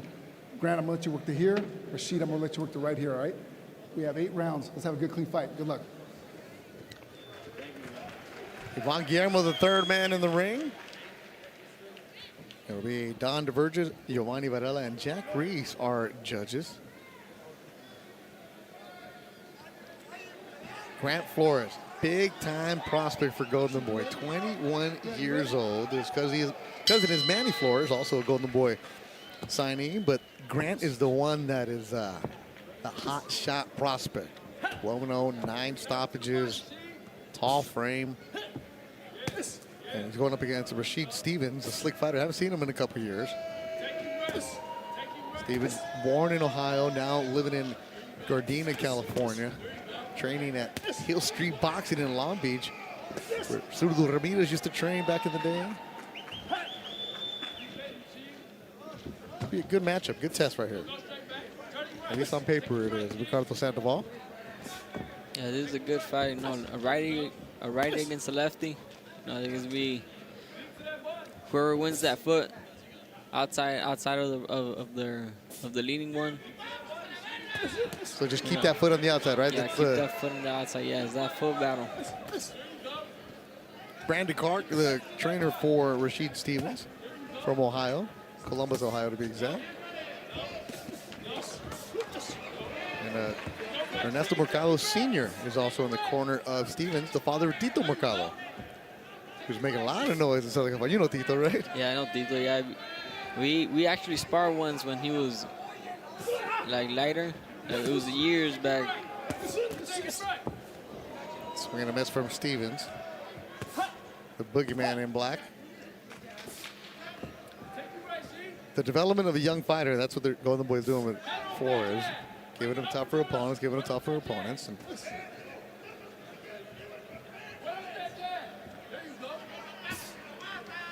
see, and this is where he's going to have a lefty who's going to be slick about it. I think I've done all of Grant's fights, so he was early on, of course, getting the early knockouts, and then moving on and becoming more of a boxer and being calm, being relaxed.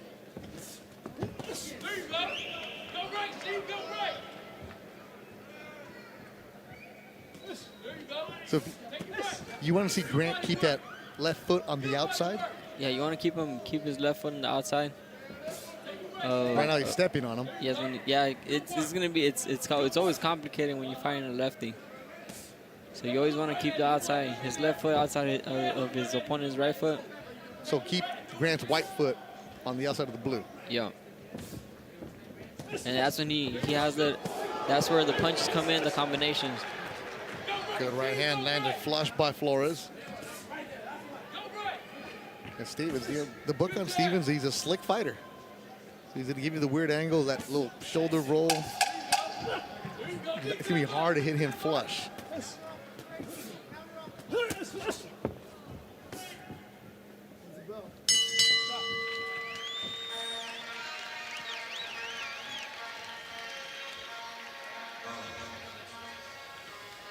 It was a good fill-out round.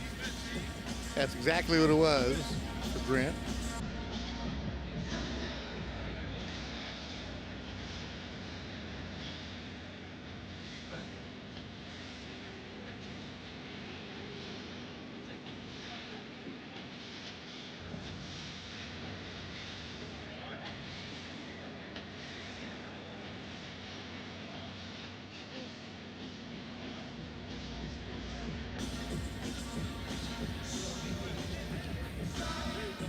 Look at some of the comments on the Golden Boy YouTube page, people following along, and you know we do read the comments occasionally. I always love to see where people are checking in right now. And you got the Lopez family in Chicago, you have people in New York, you have people in the South watching us. Of course, Columbus, Ohio representing strong for Rashid Stevens right now for the Boogeyman.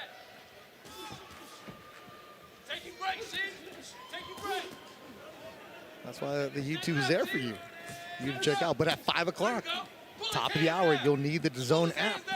And then if you want to stick on the YouTube, you can check out the Golden Boy watch along with Letty and there's Fulgham and Eric Priest.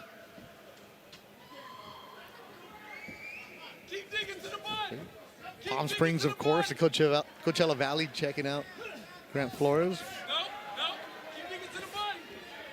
People in Georgia, Philippines watching, Tampa, Florida. Good body shot from Flores.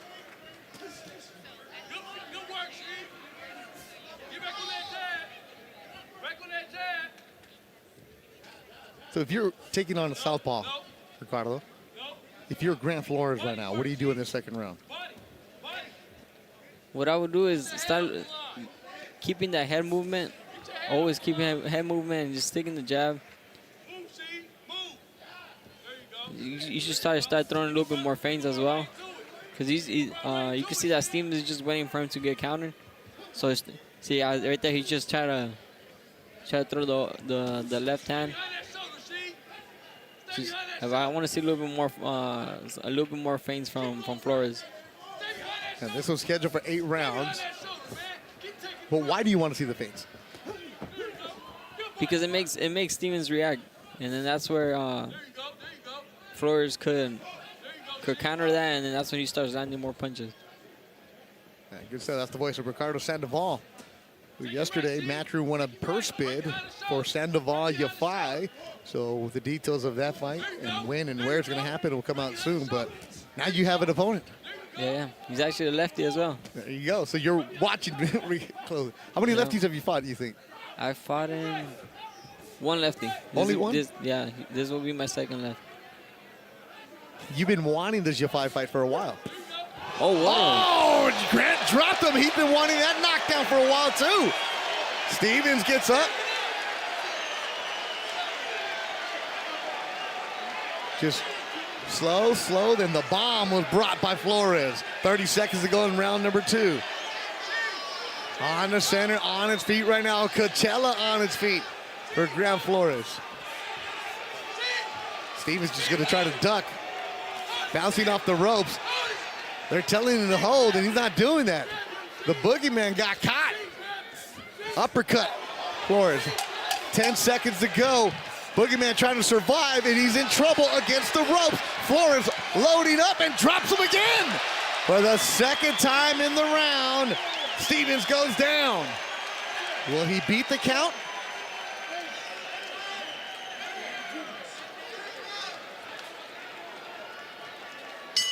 And he survives. He's got to figure out which corner he's going to because Stevens is in a lot of trouble. That was a beautiful shot. He didn't even see that coming. It was sneaked overhand right.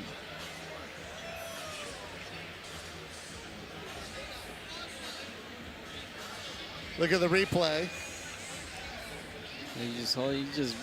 Yeah.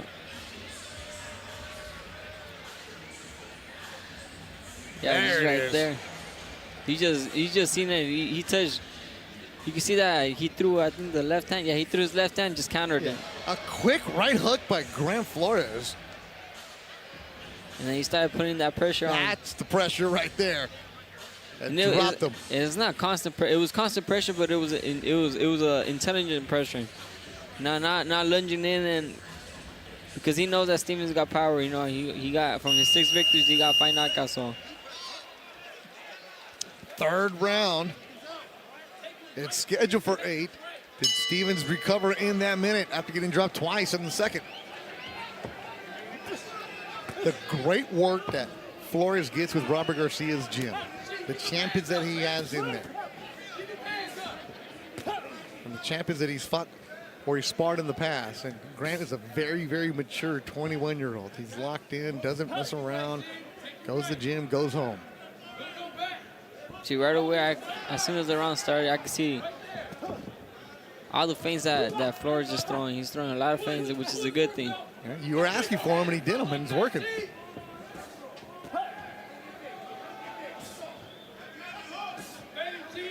Yeah, the boogeyman's not trying to engage right now.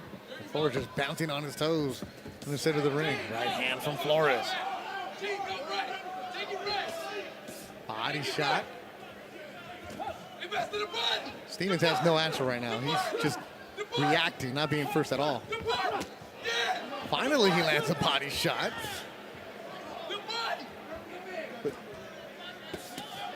Nice effort. Stevens just keeping his hands really low, especially after getting caught with the quick right hook.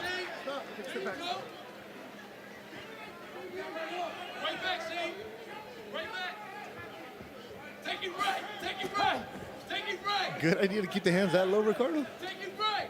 Maybe the double shot that body shot hurt him. So that's it. Okay. So maybe he's covering it. That's why he has it so low. It could be his style.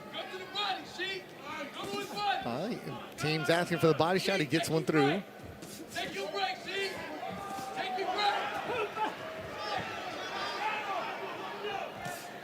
Another body shot there.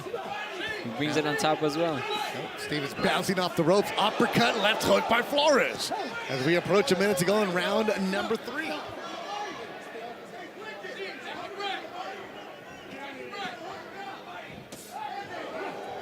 See, a few fights ago, Grant would have came out this round and just unloaded and thrown a bunch of punches.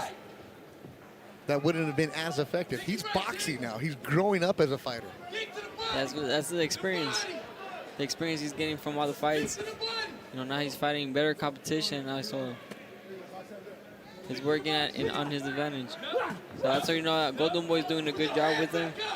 You know, putting better opposition against him, and he's showing that throughout the fights. 12-0, 9 stoppages is Grant Flores. His last fight fought the rugged veteran Courtney Pennington, who was a journeyman who's going to make it rough, and he went 8 solid rounds. But he had to learn from that. And Grant even dropped Pennington in the 7th, but he got up and survived. Another good round by Flores.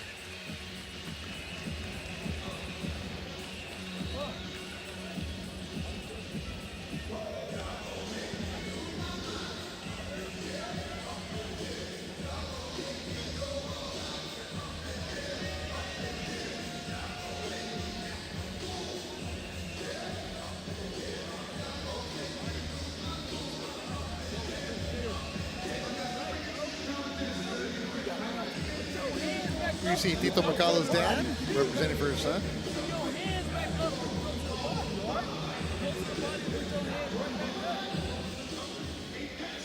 Robert Garcia, the instruction. Carlo Garcia with the glasses in the corner for him.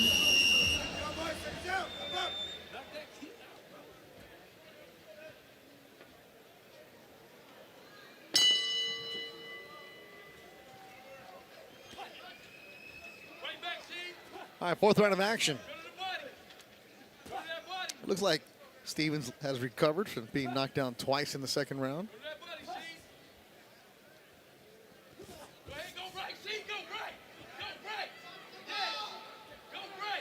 Seems like Flores is just taking his time, finding what's going to work for him. Pull your arm out. Pull your arm out. Pull it out. Pull it out from there. Because Stevens just can be defensive, isn't he? Yeah, you can see that he's just trying to avoid the punch. He's just trying to survive. And we all know Flores is trying to get the knockout. He's trying to get him out of there.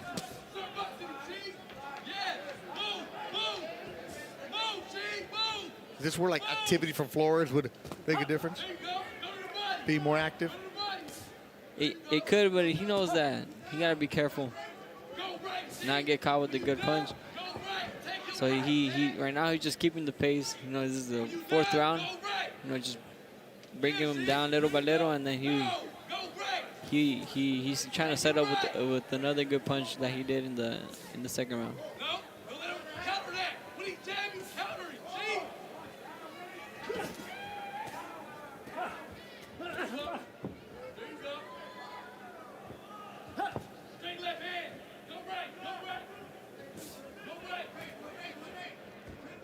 They keep telling Stevens in the corner to go right, go right. What do they mean by that? It's the same thing as for Flores. Flores should go left because he's trying to is winning the battle of the foot of the foot. So that's why they're telling him to move. For him, is to move right, and then for Flores to start moving left. Flores thinks in a good body shot. And Steven, there's that veteran move. Just hold on to the gloves, away from the referee. 38-year-old Stevens. Start using those tricks that a salty vet knows.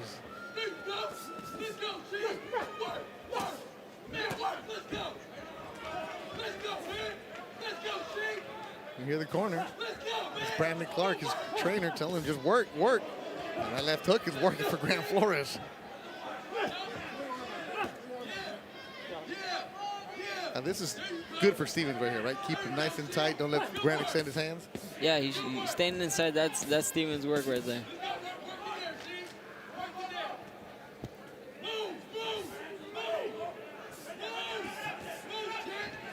But don't stand still like that. He gotta keep moving his head. As soon as oh, watch out, cameraman. As Flores punched Stevens into our camera crew. Great job by our cameraman holding on to his spot. You got to make sure you get to the shot. Yeah, great job by everybody working with our broadcast tonight. Replay crew, the truck, the audio, producer, director, Luis Gonzalez. Of course, the cameraman. Can't do it without them.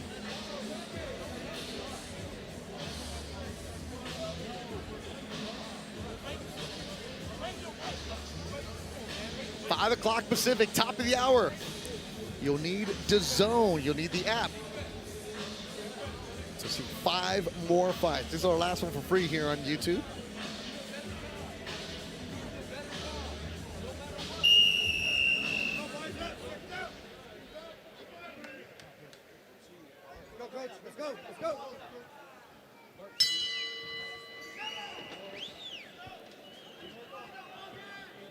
Round number 5, scheduled for 8 from inside the Honda Center, home of the Anaheim Ducks hockey team. Main event tonight, Arnold Barboza, Kenneth Sims, the Bossman from Southside Chicago coming to LA. Oscar Collazo, the co-feature, Alexis Rocha, Jojo Diaz, and of course, unified champion Gabriela Fundora. All what goes going at 5 o'clock with Joel Iriarte. All right, Grant's in control of this fight, but is this where you want to see him kind of step on the gas? Yeah, I feel like he can. I don't know what I think he just wants to look for that one shot, you know, counter him coming in. But he can. He should start putting a little bit more pressure. Rocking the body, bringing it on top. Break him down. Yes, they start breaking him down. You know, like the knockdown came when he was inside and he just looped the overhand right hand. Yeah, and then the second knockdown came from the pressure, the combination that he put together. Exactly.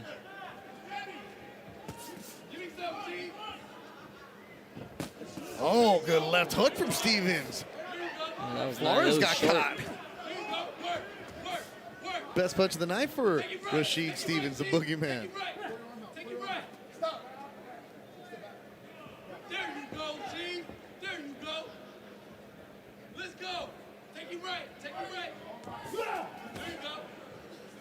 Watch those heads, guys. Watch those heads. Stop.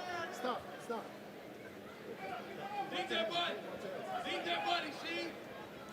Dig that body. If you're Grant Flores and you're the main event on the YouTube portion, you want people to see you more often. We've been hyping you up, and you got to close this show.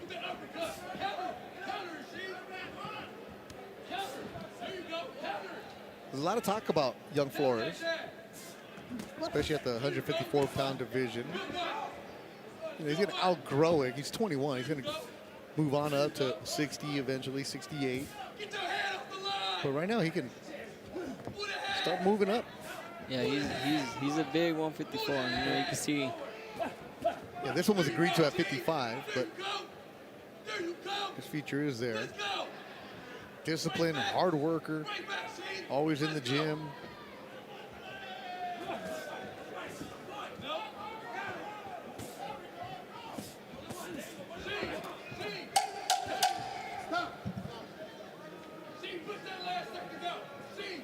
Timekeeper Keenan, let us know it's the final seconds.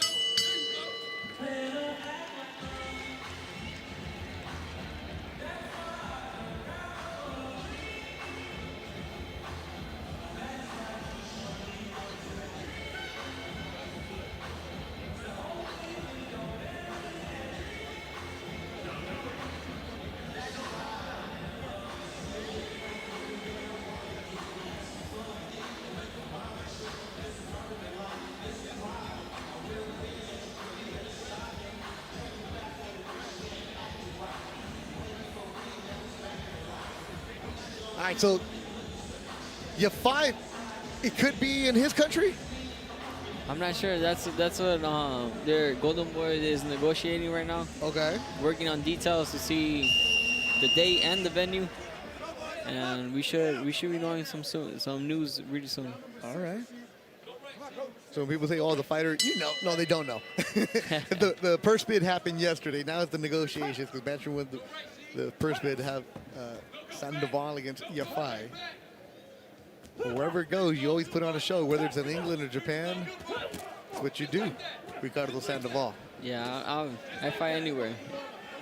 It doesn't matter. I've been fighting wherever they put me. I fought in Mexico. I fought in the U.S. I fought in Japan. I fought in the U.K. before. And I'm just here to fight and have fun with it. And now you're making your broadcast debut, and Grant Flores trying to get to where you're at, fight all over the world. Yeah, you just gotta keep putting in the work, and he'll get there one day. You see the combinations coming in, yeah. He's got to get through these veteran fighters. That sounds like a broken record, but the progression of a young fighter is very, very important. You can't just have a speed through and skip the steps. I mean, it looks great when you're knocking everybody out early, but then what are you learning? Yeah, exactly. That's where you have to step up the opposition. You know, get some rounds in, get the feeling of different fighters, and that's what Flores is getting today. You know, he's getting a lefty, slick. He likes to move around, and Flores is getting the rounds in and the experience that he needs. Felipe in the YouTube chat on the Golden Boy YouTube page says, "Yup, El Nino fought everywhere." Gotta get you a fight at your school, Cal State San Bernardino. You're alumni. I mean, you graduated from there. You might as well have a fight there.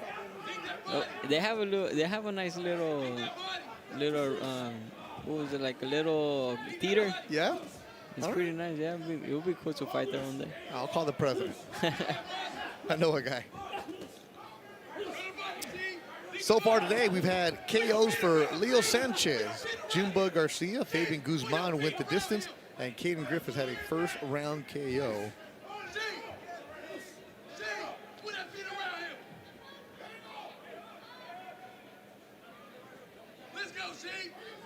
Guys are fighting at 155.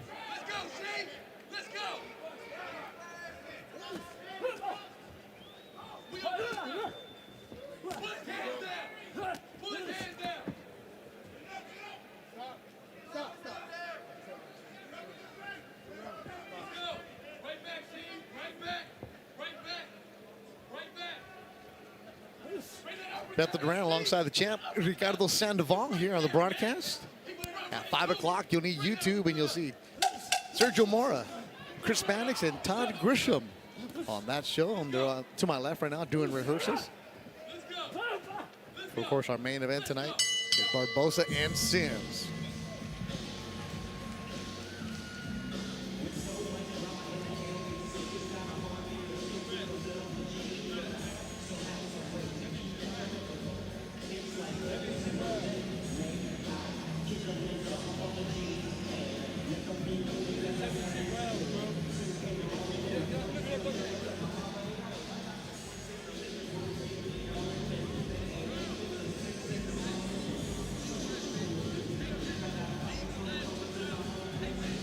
There you see Robert Garcia giving instructions.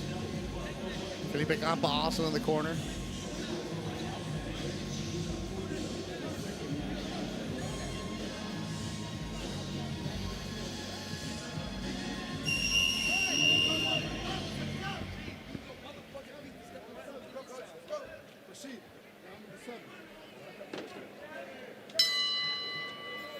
Round number 7.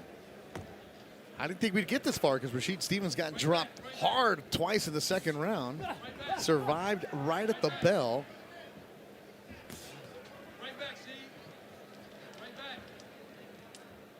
Grant Flores, a 21-year-old in green, Coachella Valley.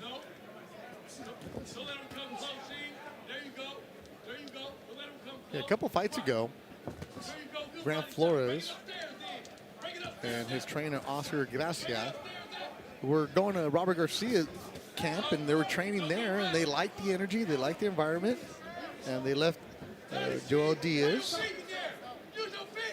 Just, you know, the different environments, they like the approach for it. Nothing, just business. You're with your trainer, Monchi, but you see that a lot where it's a fit, whatever you like, and you make an adjustment.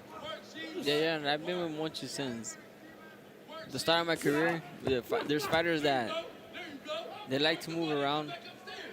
They switch for, maybe it's a good thing that they want to switch. They want something new, a new environment, like you said.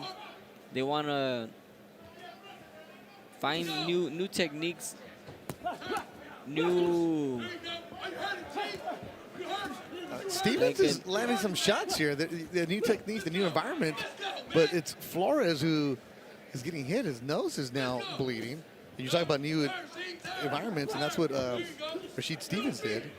Coming to training in Southern California. He was telling us a story, remember, that out of the amateurs, Floyd Mayweather tried to sign him. And so he was in Vegas for a couple of years, still as an amateur, never signed with Floyd. He's been bouncing around. A couple years off, now back in here.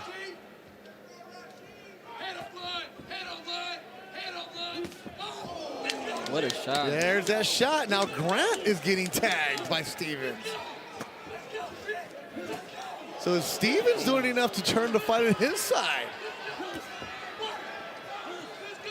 He said he was slick. And if you let a veteran fighter hang around Nino Sandoval, you give him an opportunity to steal some rounds, and then give him momentum. This is why you can't play with your food. You got to put things away. Yeah, and that's when the veterans' experience comes in, and they take over in the later rounds.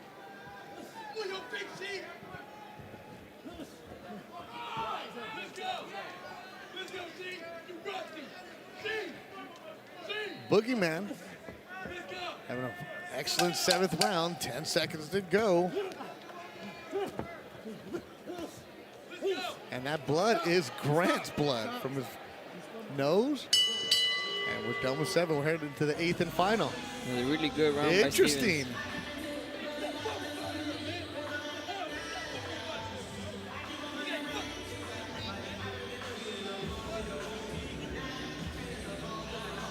You see there the uppercut by Stevens. You know, catching him there. Counter. You know, he's seen Flores through a jab, a little lazy jab, and Stevens just countered it. That big left hand right there.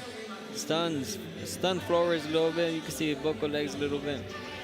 But he recovered well and finished the round pretty strong.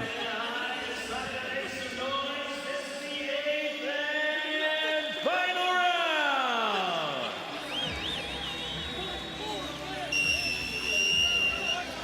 See Stevens' corner, you know, hyping him up. Yeah, they're fired up. Yeah, they're really fired up. It's gonna be a good round. Last and final round. Last couple rounds have been good for Stevens.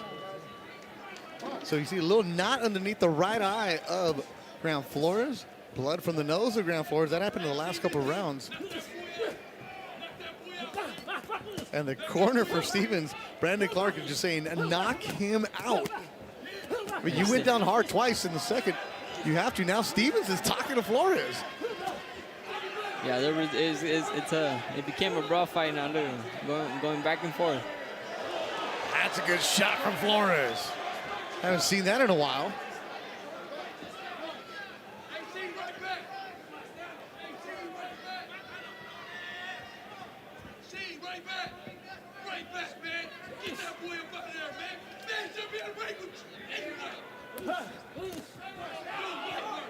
Brandon Clark, the trainer for Stevens, is just about to lose his voice. He's just been yelling. And he told him, I need a knockdown. You can hear him say that.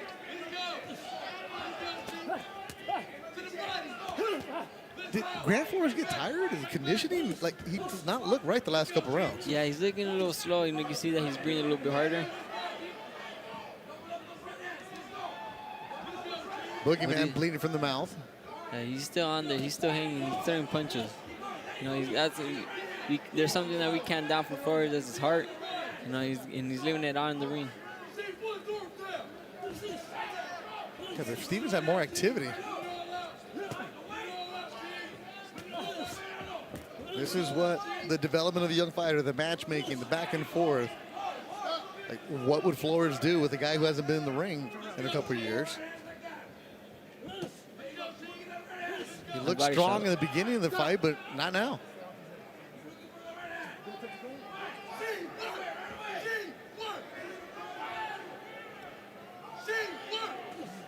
Less than a minute to go in the fight. Right hand from Flores. That dropped him, or did he get pushed down? The referee says he got pushed down. That right hand landed clean. He did push him a little bit.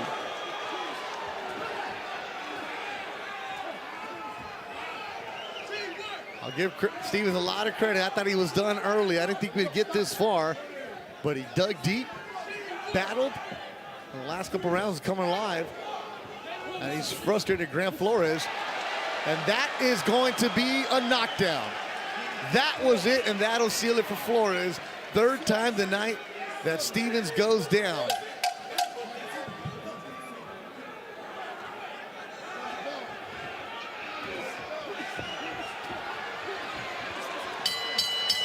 Eight good rounds between Grant Flores and Rashid Stevens. We'll go to the scorecards on an evening where Stevens was dropped 3 times, twice in the second and once in the 8th. It was a good fight. Great experience by Flores. You know, he's going to learn a lot from this fight.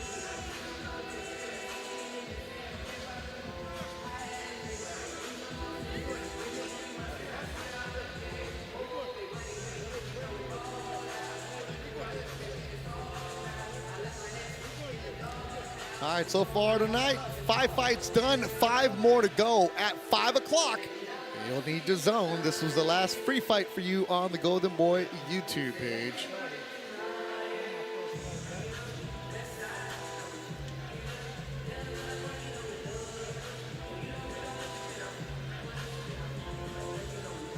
Thanks for everybody hanging out on the YouTube page, for the comments. We appreciate you.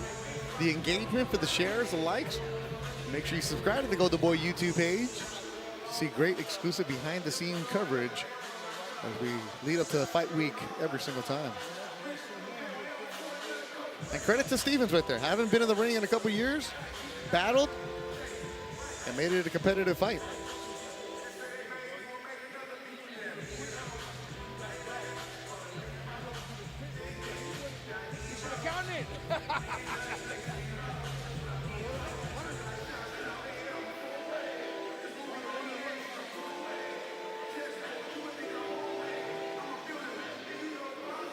So it goes to judge's decision. Don Divergence, Giovanni Varela, and Jack Reese will be making the decision.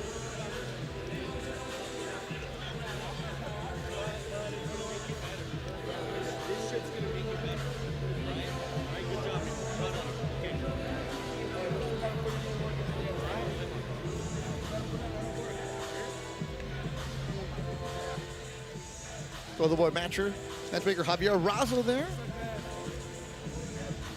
Barton Stevens to test Grant Flores, and let's see what the judges' scorecards are going to have. As Mark Fratto, our ring announcer, has the cards. Ladies and gentlemen, here in Anaheim, let's make some noise for these 2 fighters going all 8 rounds tonight in the center of the ring. We now go to the judges' scorecards, where Giovanni Varela scored this one 77-72. Jack Reese had it 78-71, and Don Diverges 79-70. All 3 judges in favor of your winner by unanimous decision, still undefeated from Coachella, California, Grant Flores. So unanimous decision victory for Grant Flores, who improves at 13-0. Also victories tonight for Cayden Griffiths, Fabian Guzman, Jumba Garcia, and Leo Sanchez. Great job by them. Top of the hour, you'll need DAZN. Make sure you download the DAZN app to see the Arnold Barboza, Kenneth Sims Jr. fight. Regardless of all, that was your first broadcast. 5 good fights. How'd you feel? I feel at the beginning I was a little nervous, but no, as it started easing in, I got comfortable, and it's not that bad. I really enjoyed it. All right, well, I will check you out in your fight pretty soon as you try to bring more belts back to Southern California.